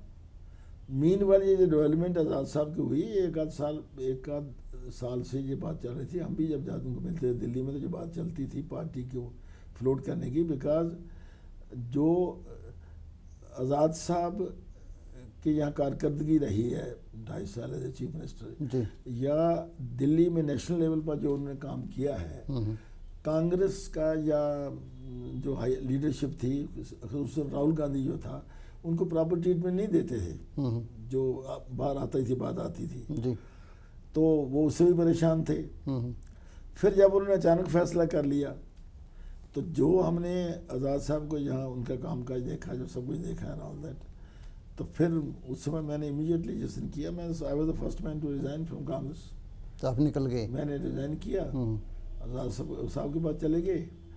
फिर मैं I am very grateful to him कि उन्होंने 3 लोगों ने हमने पार्टी रजिस्टर करी, जिसमें एक तो आज़ाद साहब थे एज ए प्रेसिडेंट, और मैं था जनरल सेक्रेटरी ऑर्गेनाइजेशन, और ये अपने ताज मोहिउद्दीन साहब थे ट्रेजरर। 3 लोगों की रिक्वायरमेंट होती है वहाँ। फिर सैकड़ों जो थे वो फाउंडर मेंबर बने, जो लिस्ट फिर बहुत सारे लोग आए, इलेक्शन कमीशन में गए। लेकिन वो कांग्रेस ने बीच में लोगों को कंटेक्ट कर करके, लालच दे करके, कई किस्म की बातें करके उनको इधर उधर किया उन्होंने। तो देखा जाए तो आज़ाद साहब की जो एक जो पॉलिटिकल इंटेग्रिटी थी, ऑनेस्टी थी, जो उसकी बैकग्राउंड थी, उसको सबने धोखा दिया। धोखा दे करके, और वही लोग जो उनके बड़े नज़दीक थे उन्होंने चीटिंग करी। फिर साहब की सेहत भी ख़राब हो गई उस समय, इलेक्शन जब असेंबली का सवाल हुआ जी। तो उसमें एक बड़ा फैक्टर ये है कि जो मैं समझता हूँ मुझे कहना चाहिए या नहीं कहना चाहिए, अगर हम पार्लियामेंट इलेक्शन नहीं लड़ते हम जी, यहाँ एक ही कैंडिडेट लगाया हमने सरूरी साहब को, 2024 वाला ये बोला, हाँ जी, सरूरी साहब को लगाया हमने। कुछ कश्मीर में हमने एक आध आदमी लगाया, एक ही लगाया, एक ही वो जो साउथ कश्मीर से जी हाँ। तो उसमें इन्होंने नेशनल कॉन्फ्रेंस और कांग्रेस से मिलकर ये कहा है कि हम बीजेपी कैंडिडेट को जिताने के लिए हमने सरूरी को डाला है। हाँ, अगर यहाँ नॉन मुस्लिम कैंडिडेट कोई भी होता तो ये प्रचार उनका ठीक नहीं होता जी। उससे हमारी पोजीशन यहाँ ठीक हो सकती थी, यहाँ बिल्कुल ही इलेक्शन नहीं लड़ते, वो भी तो ठीक उसमें थोड़ी हमारी अपनी हम लोगों की भी, हम भी शामिल हैं उसमें। उसमें हमने जो फैसला था वो कोई इतना सही फैसला नहीं था, ये गलती थी। जिसमें जैसे उसमें क्या हो गया कि जो इवन चनाव वैली से जो 90% वोट था आज़ाद साहब को, वो भी डाइवर्ट कर गया जी, डाइवर्ट हुआ। कश्मीर में नेगेटिविटी हुआ। हालांकि फिर भी मैं कहता हूँ कि कांग्रेस को तो 4 वोट नहीं मिलते थे, फिर भी कश्मीर में हमने कहीं 6000 वोट लिए, कहीं 4000 वोट लिए, कहीं 7000 वोट लिया। फिर भी देखा जाए तो बड़ी कामयाबी थी वो, लेकिन हम उन वोटों को सीट में कन्वर्ट नहीं कर पाए। हम डोडा में भी नहीं हुआ, वहाँ तो 30,000 ही वोट मिला सरूरी साहब को तो। हाँ, राजेंद्र सिंह चिब साहब, आपका बहुत बहुत शुक्रिया। आज तफसीली रोशनी डाली आपने हमारे इस प्रोग्राम में, अपनी ज़िंदगी पे और अपनी पॉलिटिकल कैरियर पे, इंडियन एयरफोर्स के कैरियर पे। आपका बहुत बहुत शुक्रिया। तो नाजरीन, ये थे RS चिब साहब, स्क्वाड्रन लीडर जो रहे हैं इंडियन एयरफोर्स में, उसके बाद प्रोमिनेंट पॉलिटिशियन जम्मू कश्मीर से, जो कैबिनेट मिनिस्टर रहे हैं 2 बार जम्मू कश्मीर में। हालांकि बार बार उन्होंने इलेक्शन लड़ा और कई बार जीता, मामूली मार्जिन के साथ। उन्होंने, ये एक ट्रेजेडी कभी कभी हो जाती है इनके पॉलिटिशियंस के साथ। तो कोशिश करेंगे मुस्तकबिल में इनसे और भी बात करने की बहुत सारी मौज़ूआत पर। आपका शुक्रिया।